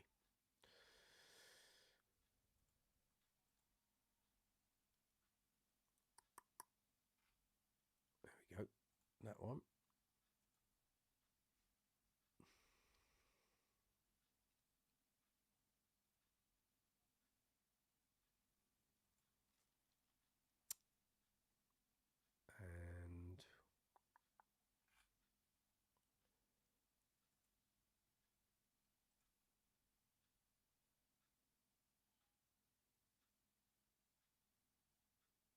All of these got played by me at Strings and Things. It was a nice couple of days. That Koa Ray 34 was off the charts. I know the bass we were waiting for. It was the Through Neck StingRay, because they had announced them, but they hadn't finished making them, and we had to wait for it to come into the UK, and it was delayed. We got there in the end.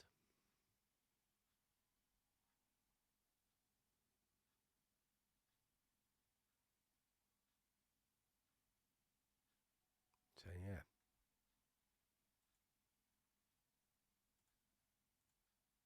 Oh.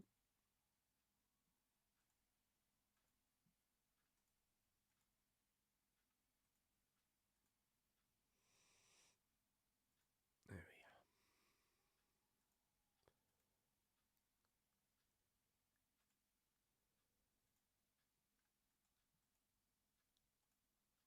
Very good. Stacey, that living in the future aspect of working for magazines is a real bugbear. It's just juggling. You're just plate spinning.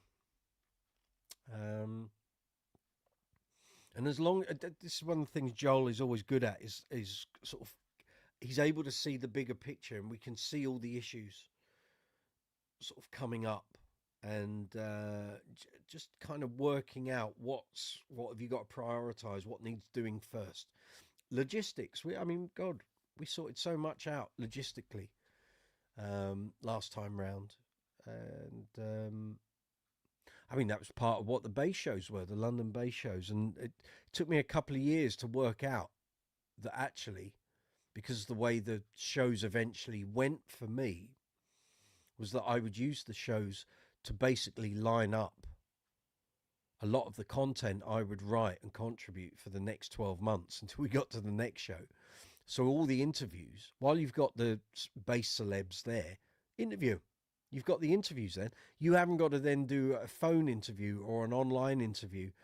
You've got them in person. So do it while they're there, captive, get them into a side room, get your voice recorder going and interview them. So we would do the interviews, gear reviews. And then what I realized after 2015 was, if you come in on the Friday when everyone's setting up, instead of coming in on the Saturday, you can actually line up all the things you want to do reviews of while they're setting their stands up.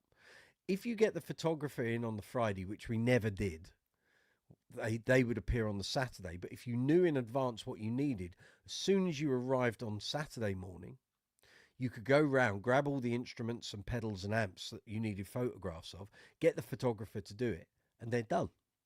So I started going in on the Fridays and doing reviews of as much as I could, because then also I've got to take the products off of the stand when the punters are in.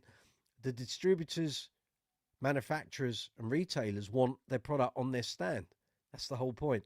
But I would whip stuff off to go and do the reviews. So if you get it, Potsy, there he is. Good to see you. Welcome. If you get as much stuff done on the Friday, then you've only got to take them away for 10 minutes to be photographed and bring them back. And once I started doing that, 2017, 2018, 2019, the job became infinitely easier. Because up to that, I remember saying to Joel on the way home from 2016, we've run out of time. Literally, I was doing all the work I needed to do in 2 days, and we ran up to the last minute. Literally, I plonked the last bass or pedal or amp or whatever I was covering back with the owner, the manufacturer or retailer, distributor. And then we were out the door. And I said, this is crazy. We're running at breakneck speed trying to cover everything. Why don't we, from next year, I'll come in on the Friday. You aren't paying me a wage. I'm just writing the stuff. So we're ahead of the game. When we get to Saturday, we're already a day ahead. Which actually, for 2017, 2018, 2019, meant the Sunday wasn't quite as frenetic. And I remember the last 2 shows, I kind of had an hour or 2 at the end to just do what I wanted to do and go and check some stuff out I wanted to have a look at. It kind of worked. Zuma, you once played an all rosewood StingRay at a bass show. It was wonderful and heavy as sin. Yeah, I bet it was. Yeah, I think Strings and Things might have had that, the London show one year. Because I don't think many of those were produced. So, Richard, that's often the unfortunate thing, Zuma. The really heavy and more or less ungiggable basses often sound the best with fantastic tone. That's correct. Graham, I've got your pedal here. So I bought a Source Audio EQ pedal off Graham a couple of weeks ago, and it's there. I'm going to unpackage it all and try it next couple of days. I've been up to my neck doing video reviews. Stacey Ann, good Lord, $34.95 super chat. Anyone would think you're in a competition with Michael Anthony. Goodness me. Well, thank you, my dear. That's off the charts. I need to get into there.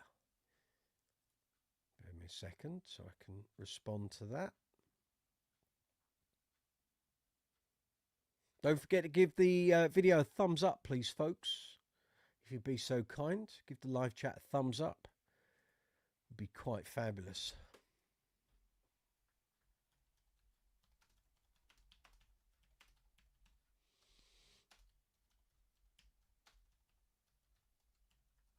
Wowzers, $34.95. Goodness me. She is a star, Zoomy. You're quite right. But yes, folks, if you can please give the video a thumbs up, would be highly fantastic. If you haven't already done so, of course. Michael Anthony, oh, it's on. Here we go. It's a super chat competition between Mike and Stacey. It's like a game of conkers, isn't it? Sterling work, madam. Sterling work. So, that's my rant, my rabble about the bass mag. So we will see. We will see. This is all very exciting. We're coming in at ground level, so it'll either take off majestically or it'll be a slow burn. We'll see. I think it'll do really well, but again, I'm saying that without having seen the content and the layout and the styling. But yeah, looking forward to it. Looking forward to it. Stacey, has he donated yet today? No, because he's only been on here a short while. A short while. It's like Dragon's Den here, and with that you're out. Okay. Go and have a curry, Richard. Here we are. Michael Anthony, as soon as I get home, I've got you at the market with me at the moment. What are you buying? Not the bass market, surely.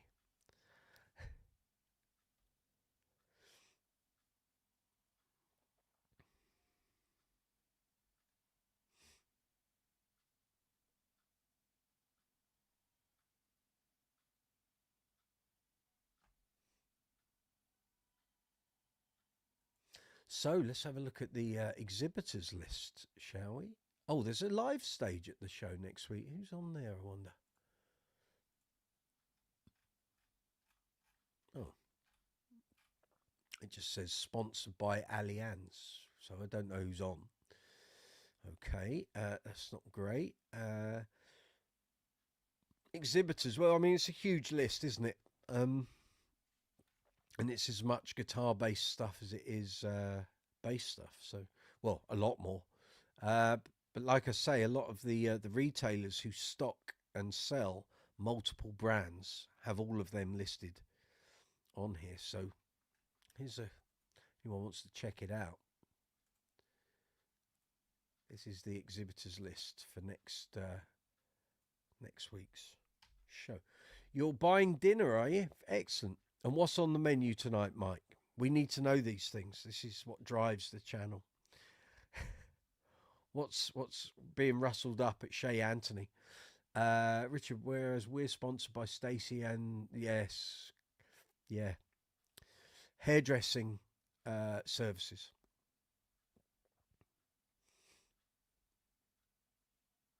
Like I say, if you haven't already taken out a subscription to the new mag, you can. And there is a Brooks's Bass Corner unique link, which I will post here in the live chat. And if you buy a subscription using that, then the team at the publishers who deal with all the analytics and stuff will see all these subscriptions go through. And it means, as time goes on, that various bass-related offers that come through the publishers can be passed on to you folks. Andy Stratford, at least at the bass show, you can try before you buy it. Yeah, you can try it, but you can't hear it. That's the problem. If you've ever demoed a bass at a bass show, it's a nightmare. Thankfully, all the work I used to do was in a separate room, far removed from the main hall. So I had relative silence,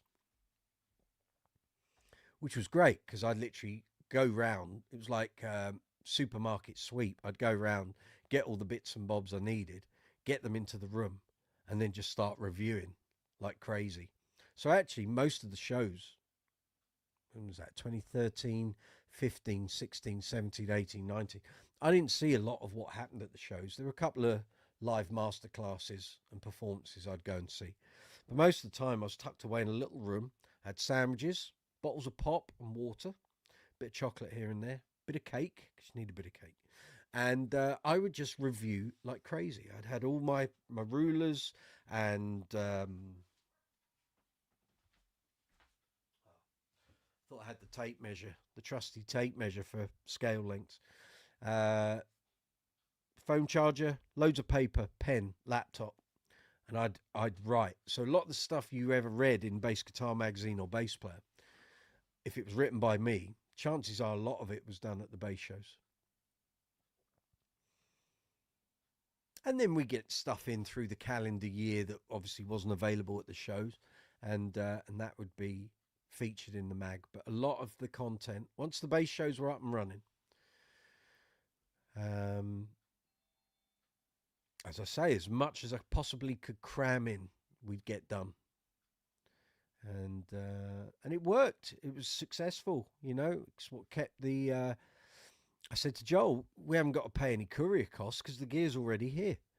We haven't got to go anywhere. You haven't got to pay me travel expenses to go and sit in shops. Although we would still go and do review days at certain retailers, and but as they became fewer and far between, the review days, we just cover more and more and more at the bass shows. It worked great. Worked great. But again, we don't need to do things to that level now with this magazine because the issues are quarterly. So it's not like we've got to get stuff crammed in and we're up against the clock. We're not. We're not. Although I don't envy Joel choosing what we feature and what we don't, because the manufacturers and distributors are going to be all over him trying to get their content into the mag, I suspect. That's the way these things generally work. So how he's going to go about that, I don't know. But maybe there'll be some smaller reviews, like half-page reviews. I don't know. I don't know the. I don't know what he's thinking, but there we go. Richard, the boys in 300 Foot Gorilla are from my part of the world and superb. Paul Hindmarsh is the Line 6 demonstrator. Very good. All are incredible musicians. Okay.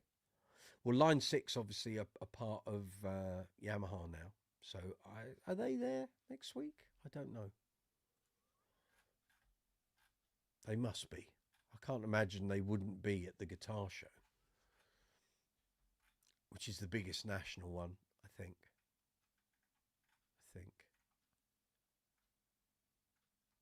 Yamaha? Not seeing it on the list yet.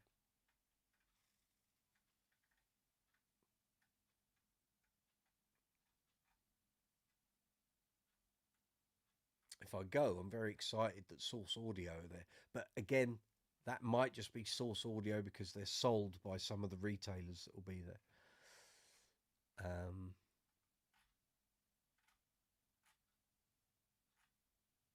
Oh, Yamaha are there? Okay. Again, and Line 6 are there. So are Ampeg there?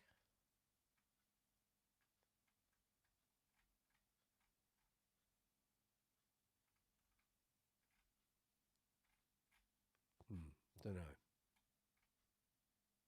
Okay, we will see. We will see. Richard, I'd like to try one of those new Ibanez mode evolution of the jazz basses. They sound epic on all the videos. Mid selection looks hellishly complicated though. Yeah, I again, we're too small a channel to get stuff sent to us, so I haven't had any of that through yet. And again, I mean, I've had a few people ask me if I'm going to be filming stuff, like filming reviews while I'm at the show. No point. You won't be able to hear unless I take an audio interface with me in a laptop and do that. But I don't know. I really want to do that in the middle of a walkway, you know, in an exhibition hall. I'd want to do that in a separate room. Now, if we're there next year, or whether we're invited or Joel asked me to attend, that could happen. But again, I say this, you know, we're not up against the clock for each issue. We're quarterly, so we'll see. We'll see. Things will become clearer as the weeks and months progress. That's the way I would see this. At the moment, I don't have all the answers because I'm just a contributor. And I don't know what the boss man wants to do. We'll see. We'll see. I don't know what remit the publisher's given him. So we will see. We will see.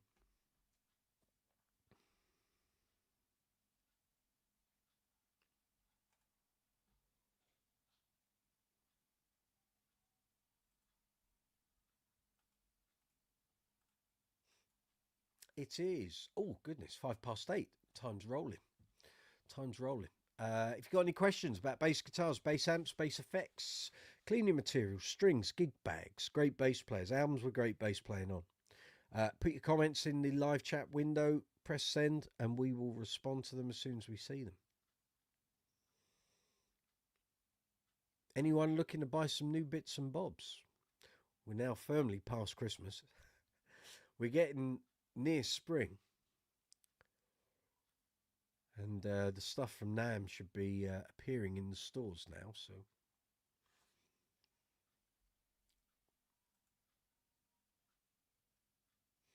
just have a look at the analytics, see how we're doing. We have had nearly, oh, well, it's 272 views, isn't it? So thank you very much, folks, for your attendance.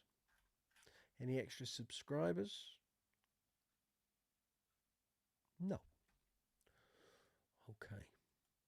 I'm hoping to change that over the next couple of days with plenty of bass demos going up.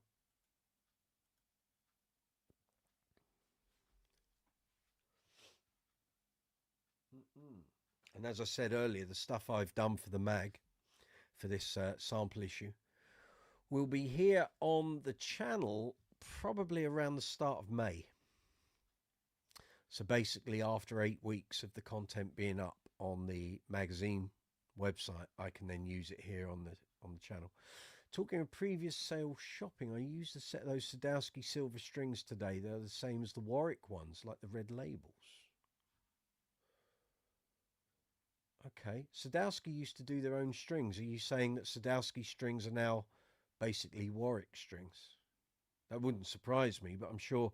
Oh, Sadowski silvers. Okay, I don't. I mean, I've never used any Sadowski strings, so are the silver a cheaper version? I don't know. I like the Warwick strings. I have to say, I've got them on my John Deacon bass at the moment. So you'll see that bass on the amp demos for the mag. That fella. So they've got the Warwicks on there. Sound great. Done a couple of gigs with them. Sound great. No problems.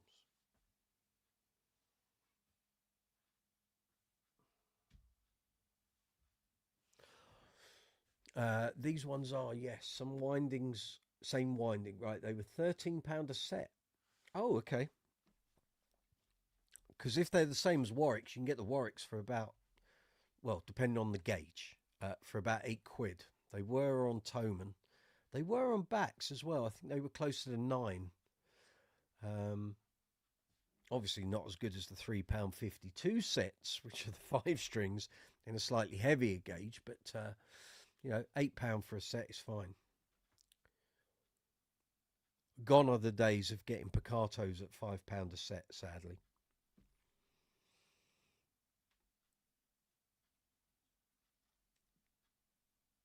Lord knows I wish I'd bought more piccato half wound sets. I think I've got one set left. A fine string. My string of choice on my Washburn AB40.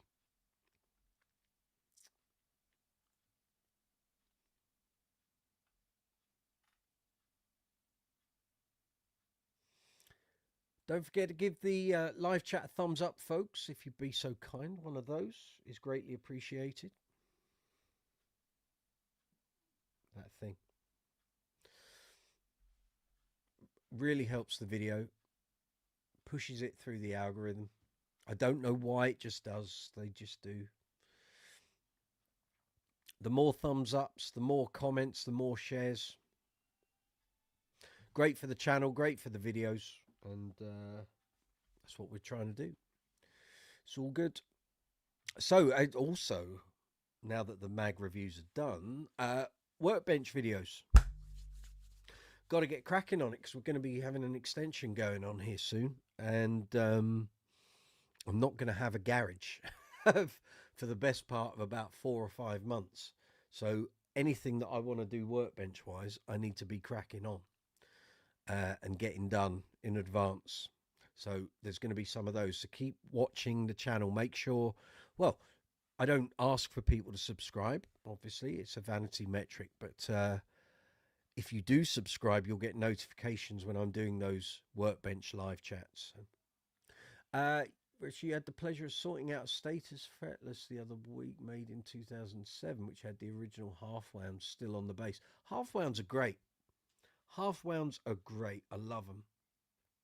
I did accidentally put a set on a Mike Dirnt Precision once when I actually meant to put round wounds on.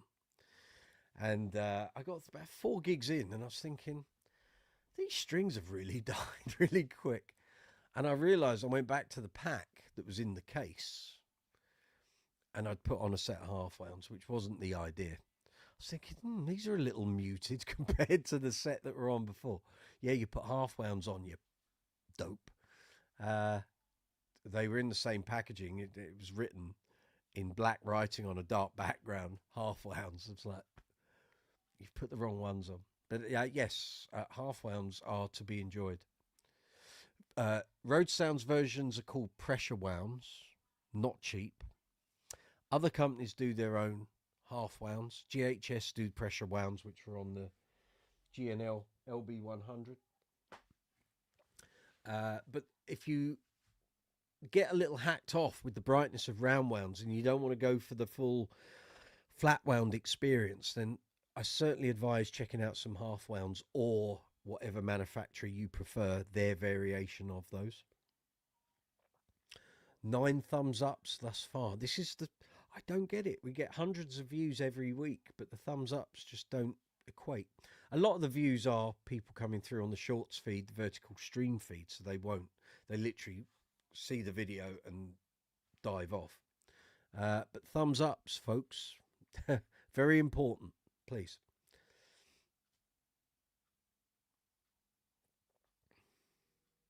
Oh, what's going on?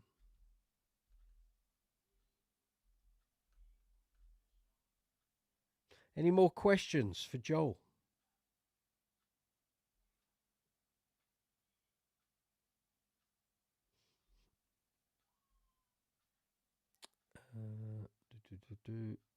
I just got your email, Zoomer. I'll check it out after the chat. Cool, cool, cool. Cool, cool, cool. Like and subscribe. There we go. So, get ready.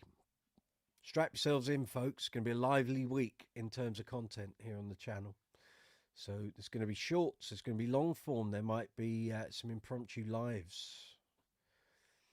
If I go to the show, I may do, well, depends on what the Wi-Fi situation there is like, but might be able to do a live chat while we're there. We will see.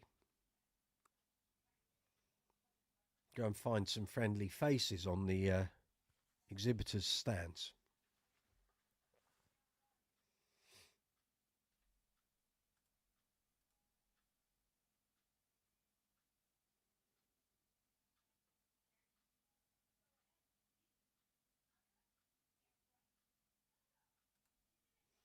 Let's see how we're doing there. 284 views we've had. Splendid.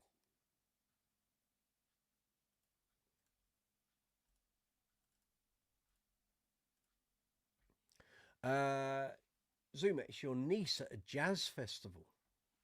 It's running in the family, isn't it?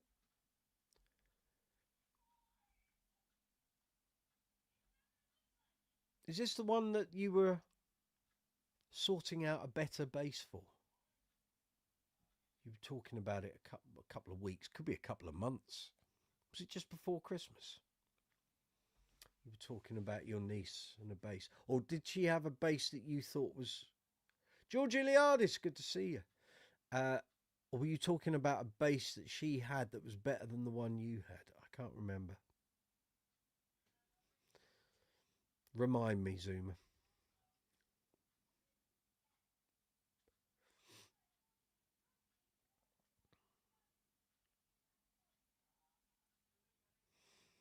How's things with you, George, in sunny Australia?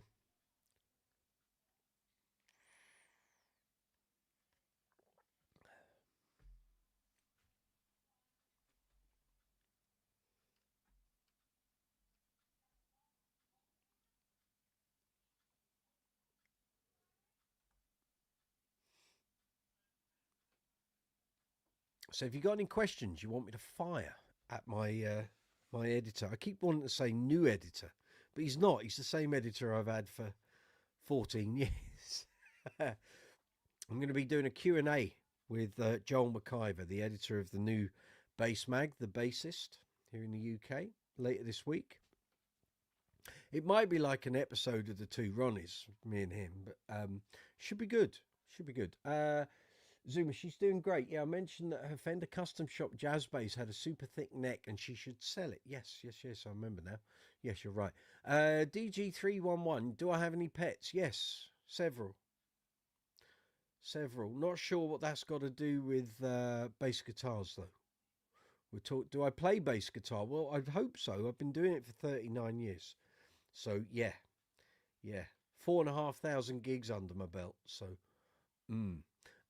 George, all good here. Enjoying the practice. Thanks for your help with the amp last week. It's pleasure. Richard, some of them do have Unix. There we go. Or is that Unix? Different thing entirely. Of course. Why not 40 years? Because I started in 87 and this is 2026. So next year will be 40 years. Don't wish my time away, for goodness sake. I'm assuming you've come in on the shorts feed.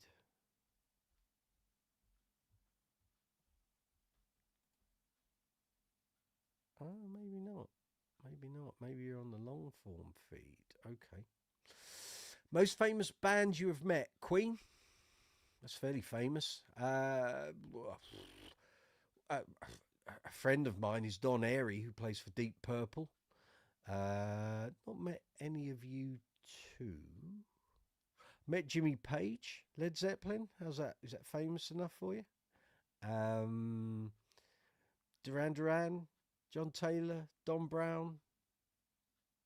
Yeah, I used to play with Bonnie Tyler. Is that good enough? Oh, we get some some party poppers. Very good.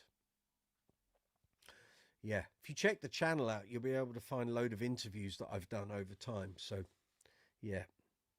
So the picture you can see on screen is a new bass mag that's coming out this week. I used to write for other bass mags, and a lot of the interviews that I did for that you'll find here on the channel. So if you go to the interviews playlist, you'll see some of them there.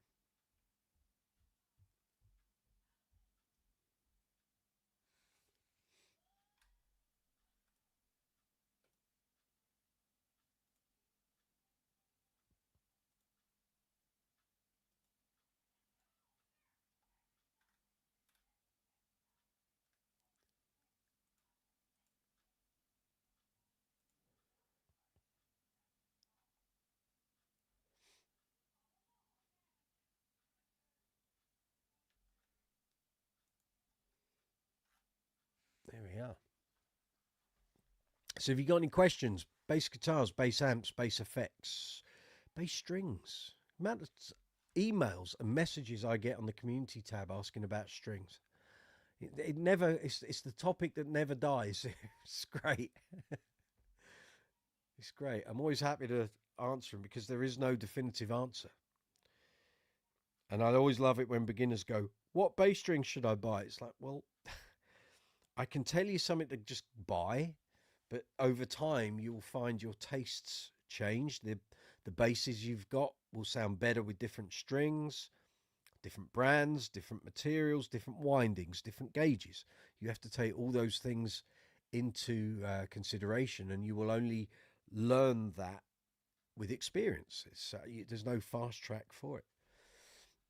The string that works for one person on their bass might not work for you and your bass. You just Richard, we're the kind of players that make the real famous folks sound good, or at least significantly better. That's what I'm told. Not always the case. Yeah.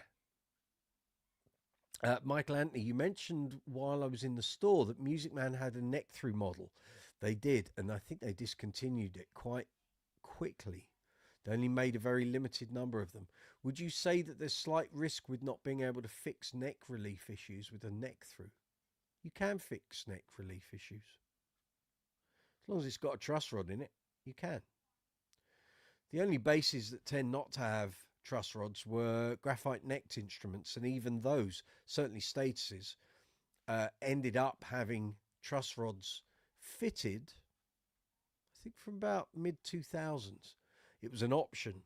No, actually, it goes back further than that, because on my 5-string StingRay, I've got a Status replacement neck, and that graphite neck was fitted around late 90s. I bought the bass in 2001, and that's got a truss rod in it, so clearly Status were already doing that sort of late 90s, early 2000s,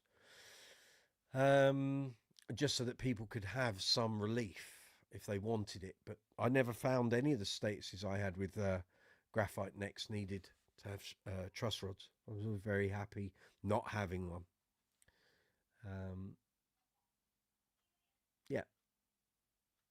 Mike, were you under the impression that if a bass is through neck, it doesn't have a truss rod? Richard, truss rods appeared in the mid-90s, replacing the solid necks. No, because my empathies are both 98s and they don't have truss rods.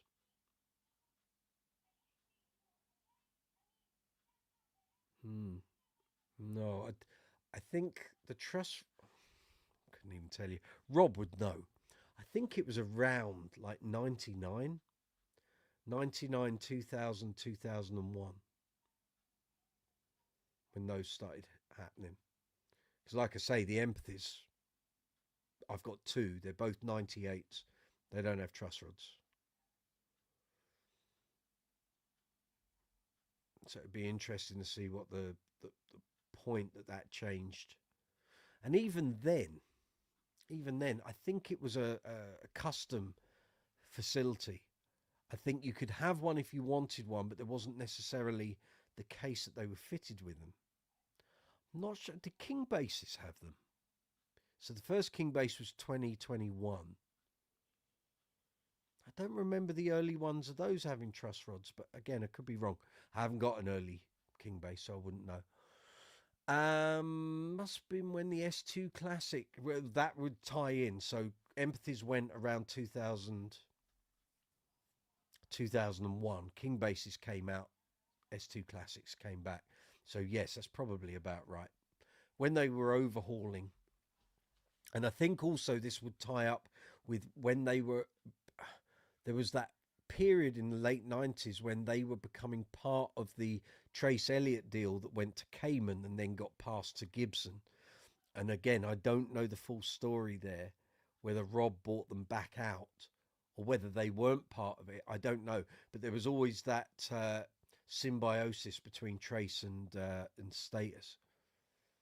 There was definitely something happened because there weren't a lot of Status instruments coming out that time, but it also was the tail end of Britpop.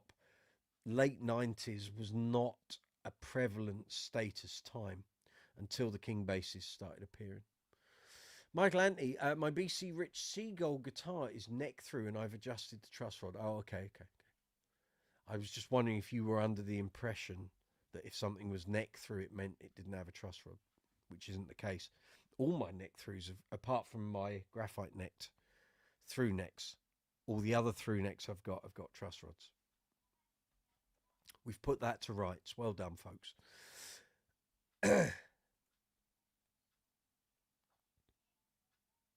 At the moment, I have a grand total of 4 questions for Mr. McIver, which means I'm going to be padding it out with a lot of my own questions. So, folks, if you want to ask something to Joel, which will feature online in a video this week, a Q&A, please let me know before this live chat finishes. Anything you want to know about the new mag, what his plans are for it, what his direction for it is.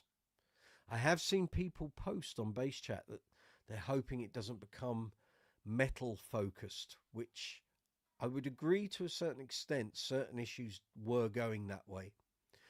The simple fact for that was really there weren't a lot of prolific bass players outside that we hadn't already covered. The up and coming bass players were basically in rock and metal bands for quite a while during our time at BGM and BP. Not BP Petroleum, BP bass player. And that's what was making the news. You know, not an issue went by where we didn't try to get Flea or get Sting or get Adam Clayton, the big band bass players. Eventually we got Sting. Eventually we got Flea. Eventually. But we never got Adam Clayton. He just doesn't do interviews. Lefty Bassist. Hey, is that young David? Will it be available in the US? It's available via subscription. You will not be able to go into a newsagent and pick up a copy. You will have, for paper copies of the mag, you will need to take out a subscription. I'll give you a link. Here we go. If you want to check this out. And also, I should put, for people that are looking for more information, generally. There we go. Check this out. They have their socials up and running on Facebook and Instagram. Richard, I'd like to know what the hairy one's opinions are regarding Tonewood. I'll get him to do that.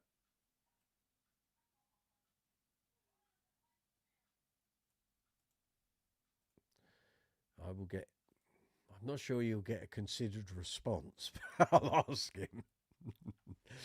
Actually, let me try. There is a cracking video which I love, which never fails to not make me laugh. Bear with me a second.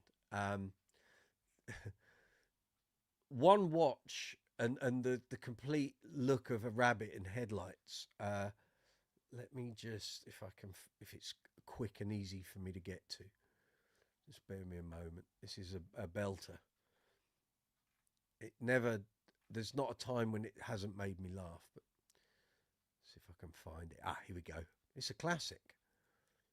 I need to copy the link. Check this out, folks.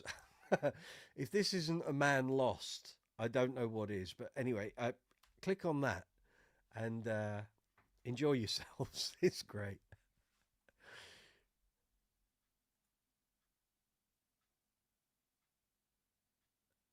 So he was basically on a show of people. I'm not even sure if they'd had a get together or a rehearsal. I think it was literally you learn the songs in your own time, then we all come together and play them. And the problem was you had too many chiefs and not enough Indians, and everyone seemed to be playing a different version to what they were all supposed to have learnt. But anyway, I thought he kept it together very well. Electronic will work for you. Okay, electronic I think is cheaper.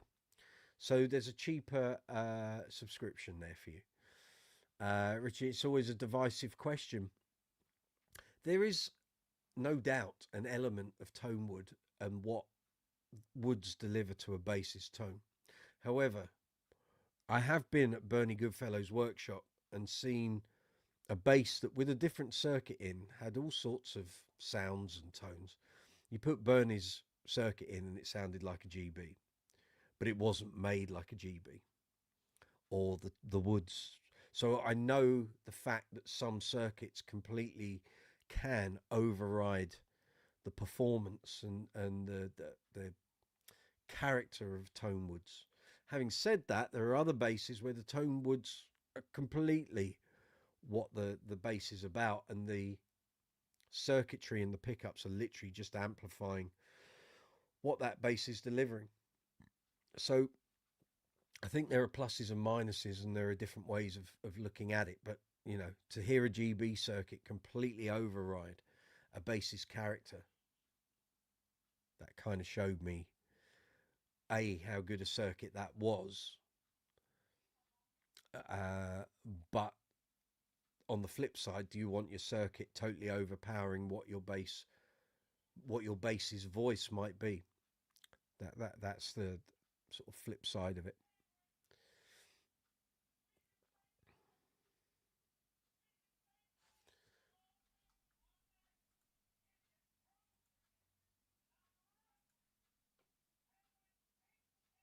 What was this?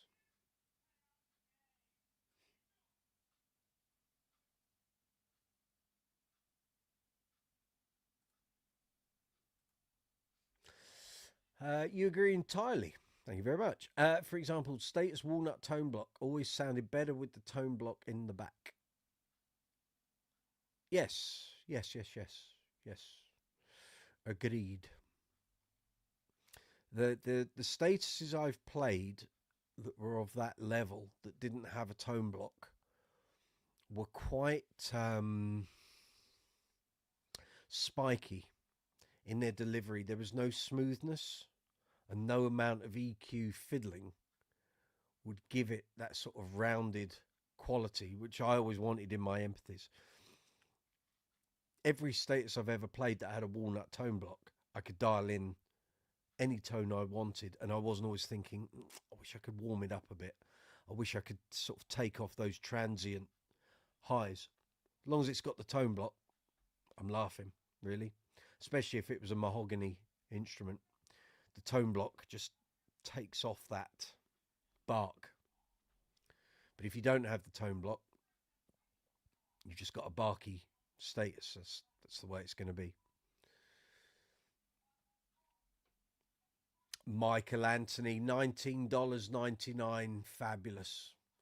Outstanding work, sir. Thank you. Top man.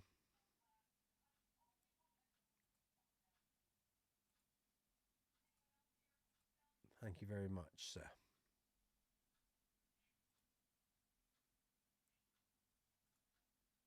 Okay, I need to get into there. There we go.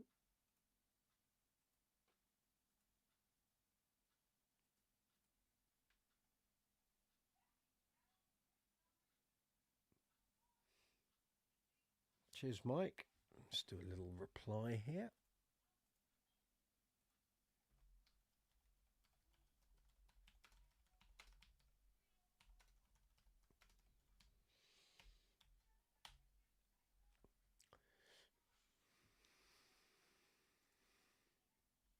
You beat him, Stacey.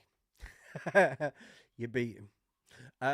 Richard, yeah, I agree. I set up a friend's Series 2.5 and it was one of the maple topped ones. And it had no depth to the tone whatsoever. So those relied on the circuit doing all the work.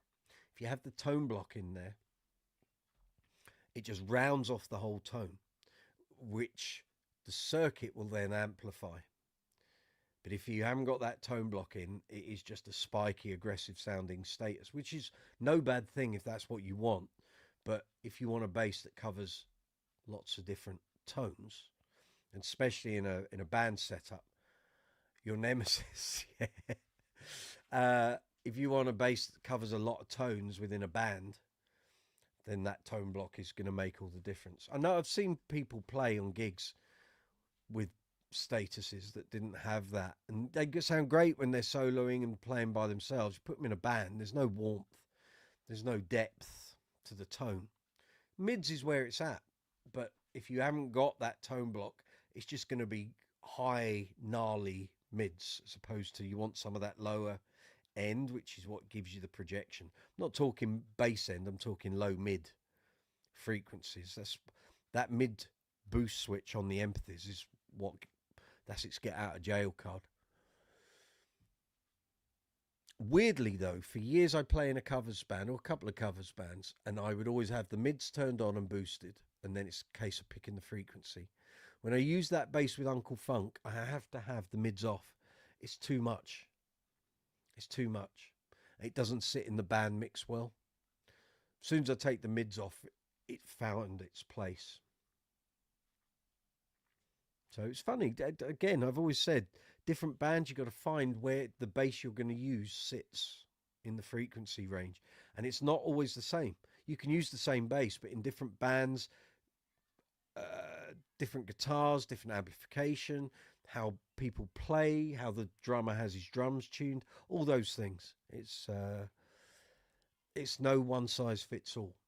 The graphite spine, the through neck model sat on top of the tone block, perfect tone transmission to the bridge. There we go. Rob knew what he was doing.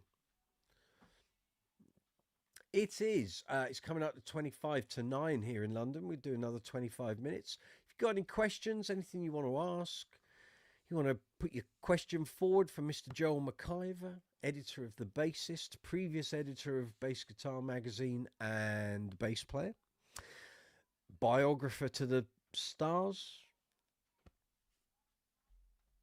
all of that.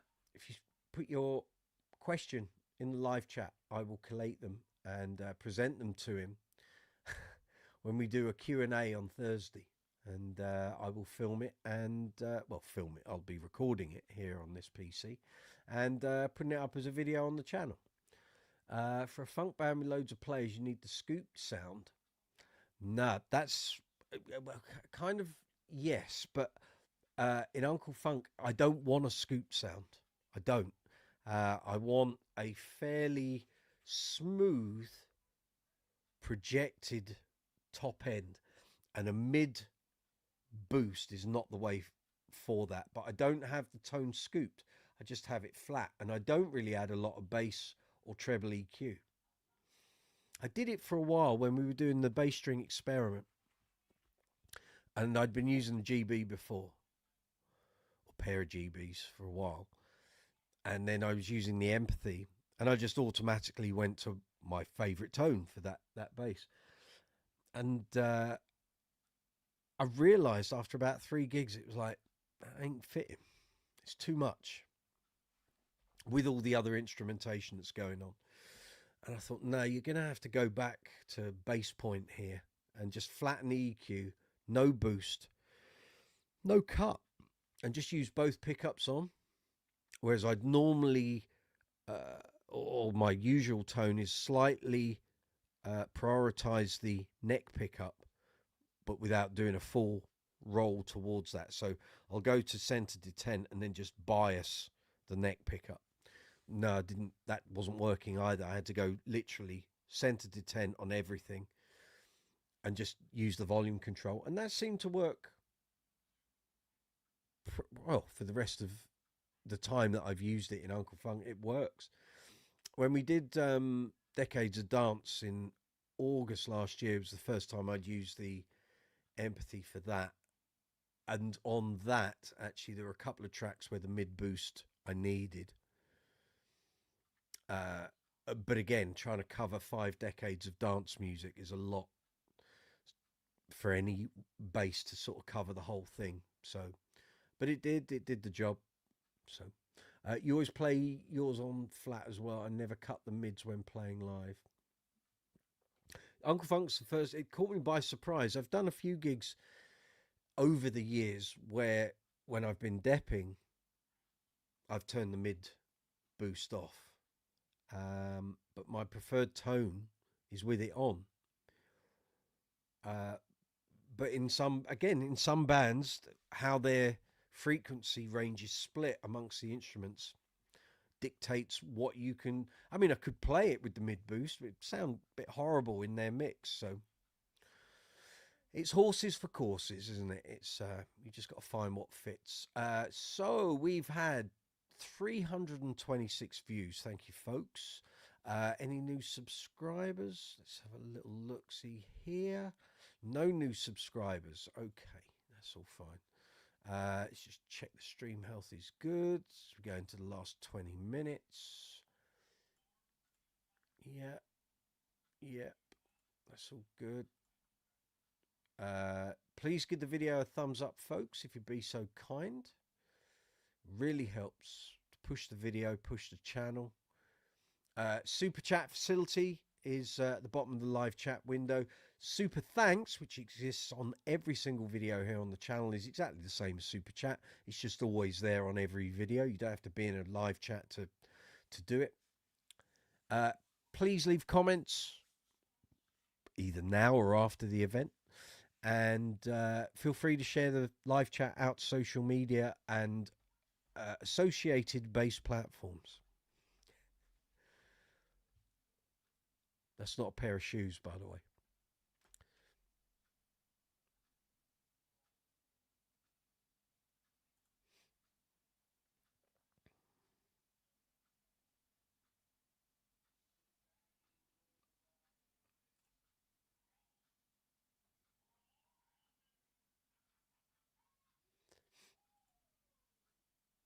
So it's going to be a busy old week here, getting content out and up, trying to clear the decks so I can get these new series up and running.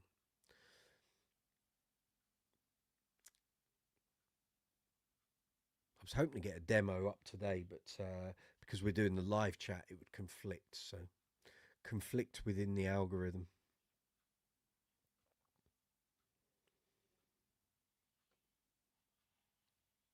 If there's anything you'd particularly like to see here on the channel, let me know.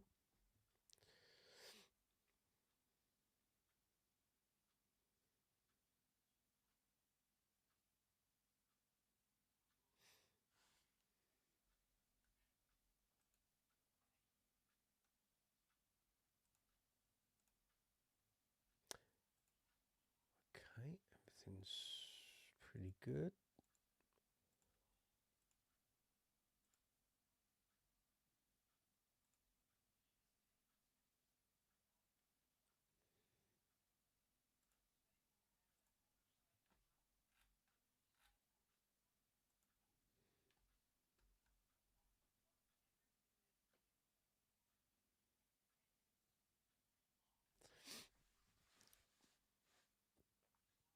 Okay.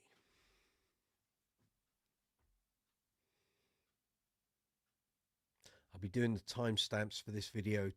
Actually, I'll probably do them tonight, actually, before I call it a day.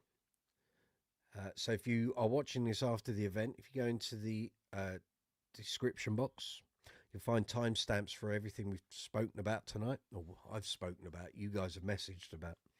And it'll allow you to jump through the video to the various sections. Zuma, I'm hoping you guys get your hands on the new Cirrus. There's possibility. I mean, we have a very good relationship with Barnes and Mullins here in the UK, who are distributors for PV, so we'll see. Michael Anthony, a bit off topic, but it's an incredible music movie. Has anyone seen Sinners? No. Brilliant music. No, I haven't seen it. Is it a new film? Andy Stratford, you have everything up and back pickup. Awesome sound. Everything up. Cripes. Okay. Do you not find that extremely harsh sounding? All bass, all treble, all mids. Wow. Okay. Each to their own, Andy. I'm sure you know what you're doing. When I read something like that, I have visions of kids at rehearsal studios that I used to frequent much earlier on in my career. And if it was a Trace Elliott or a Hartkey, they would turn all the EQ faders full whack and then wonder why the speakers popped out of the cabinet. It's that's not the general way to employ EQ. But as I say, each to their own. It's probably also why Chris Ward at the Bass Centre used to replace aluminium Hartkey cones literally on a daily basis. Michael Anthony, that's a 2025 movie. Okay, we'll check it out. We'll check it out.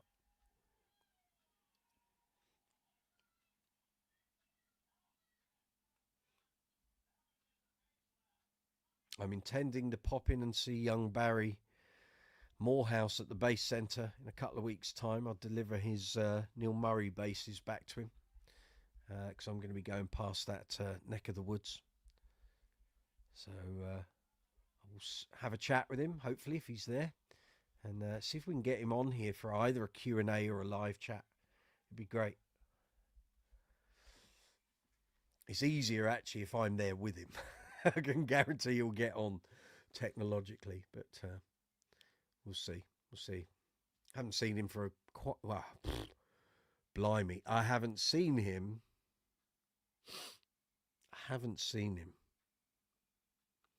since the bass show in 2019. So we've spoken many times on the phone and emails and everything else. But no, I haven't actually seen him face to face since 2019 when I bought Betsy.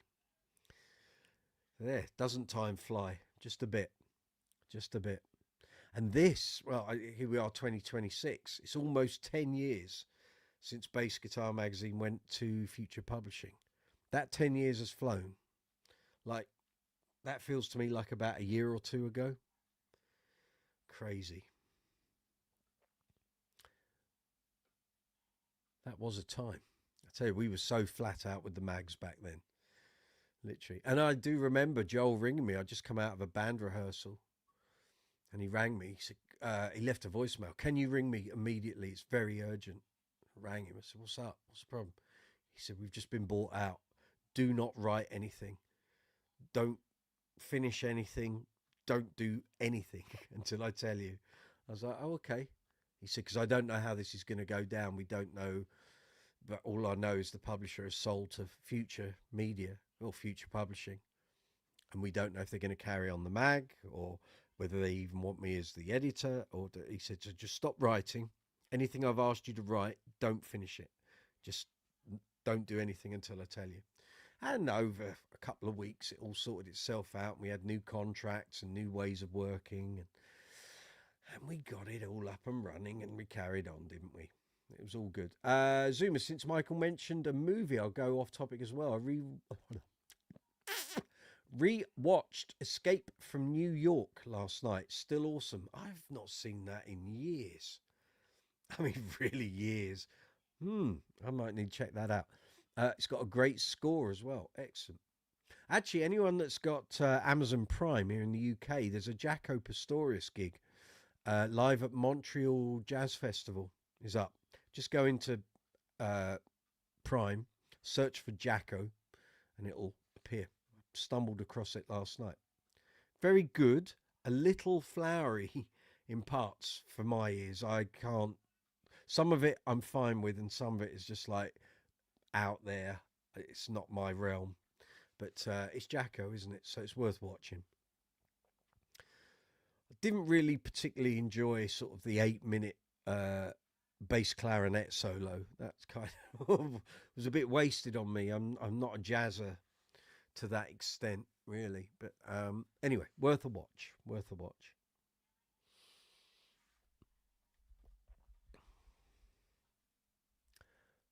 Pliskin. What's that? Pliskin, rather. I don't know what that means. Pliskin. No idea.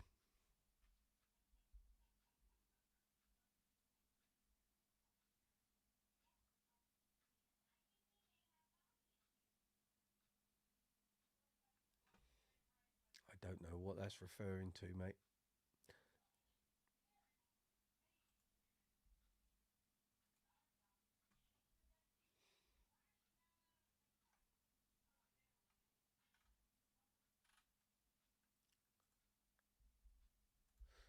Okay, it is coming up to 10 to 9.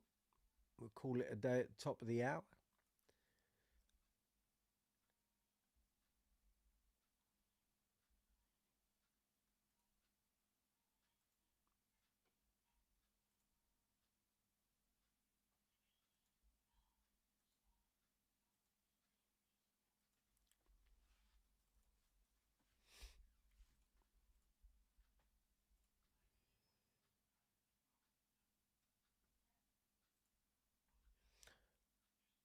I think Rich beat us to the pints. You could be right.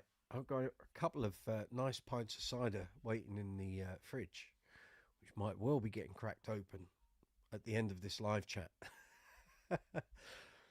Now that I've finished my first batch of gear reviews for the mag. I was too worn out last night. I thought there's no way. I'm just going to fall asleep anyway. But very happy to report. I was very happy with how these videos came out. I will be looking forward to your reactions and sort of views on this stuff once you've got it all. Snake Plissken is the main character. He was saying something about that. Right, gotcha. Yes, like I haven't seen that film in years and years and years, so that one went straight over. Yes, I will be looking forward to your feedback on the mag and the online content and. So ongoing live chats, feel free to post what you like and what you don't like, and I will feed it all back to the relevant parties at the publisher. And yeah. It's an exciting week. I can't wait for next weekend. If I'm at the show, you know, I want to hear what people do. I mean, people will be able to look at the mag, read it. Whether they go on their phone and check out the online stuff at the show, I don't know, but we will see. We will see. And you get to read an interview with me on the inside back cover. How about that? Can't say fairer than that. I was taken aback that I was asked to do that. It was not something I was expecting.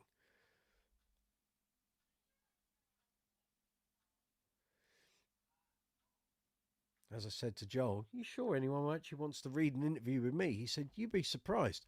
I said, I'd be astounded, frankly. But yeah,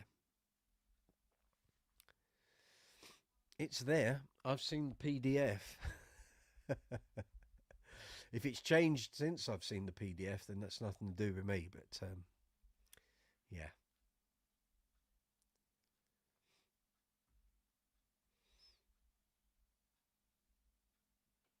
So we're recording next week then, young Zoomer, yeah?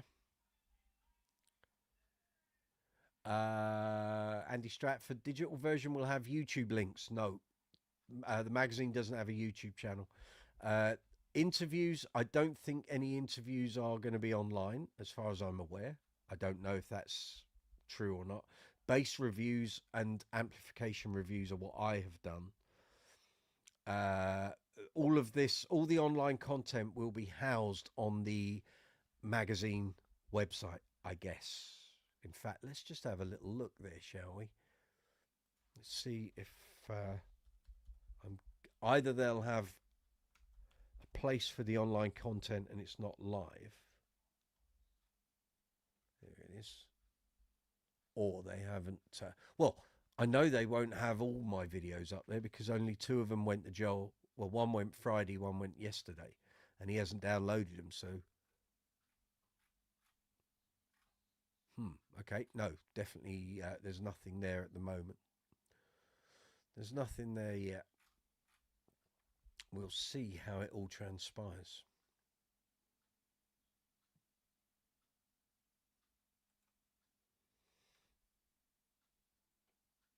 But yeah, at the moment they don't have a YouTube channel, and I don't know if the plan is to have one or not. I've not had a chat with anyone. I did mention it to Joel, and I did mention it to the publisher himself, and I think they're so consumed at the moment with getting this sample issue out. That's all they're really focusing on.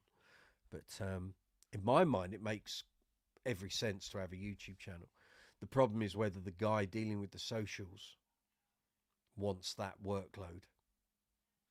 And at the moment, they've been generally doing 3 social posts a day for the past couple of weeks. So he's probably had his hands full, although a lot of that might well have been scheduled in advance. I don't know. I don't know. Don't have the answers to these things yet. Might get some clarification next week if I'm at the show, and Mark and I can have a chat. But again, at the moment, I'm just producing the online content. So we will see. It could be a very illuminating week. We will see. All these things. Once the mag is out, then we'll have a bit more meat on the bones, so we'll know how things are going to progress. Stacey, Andy, maybe they'll include QR codes on the print pages. That's possible. Take us to the online content. Might be. Again, I don't know where any of this stuff is being housed. I'm just assuming it will be on the magazine page, but maybe it won't. I don't know. All I've been tasked with is, can you do these 4 videos? Good, get on with it then. And that's what we've done. There be not pints here, Zoomer. That was a couple of weeks ago. Yeah, so we'll see. We'll see. I'll know a few more bits and pieces tomorrow, I think, and then hopefully the uptake is good and opinions are good. If they're not, then we'll deal with it and look at it. I wouldn't be surprised if some people thought the online stuff was too long. But the thing is, you're trying to convey everything a certain amp can do. It takes time. It just I can reduce the length of the videos. That's not a problem. There'll just be less of it and less content. So, and again, until someone tells me they don't like it, at the moment, both Joel and Mark have said they think the content's great and more of that, please. But you know, if people say, well, I'm not prepared to watch a 20-minute amp review, then fine, I can whittle it down to a much shorter thing, but you're going to lose loads of the content of it. So if that's the way we go, then that's the way we go. we will see. I usually expect manufacturers, distributors want things done thoroughly, and that's generally what I do here on the channel. But if that's not what the readership want, then we'll go to a cut down, simplified version, and the all singing, all dancing reviews will be here on my channel. We'll see. We'll see. As it is, I've got to go in and modify the mag reviews for Brooks's Bass Corner anyway, so it's no big deal. It's no big deal. Zuma, his liver is repairing itself as we speak. There you go. We're not young chaps anymore. A night on the sauce has ramifications. And that's the truth.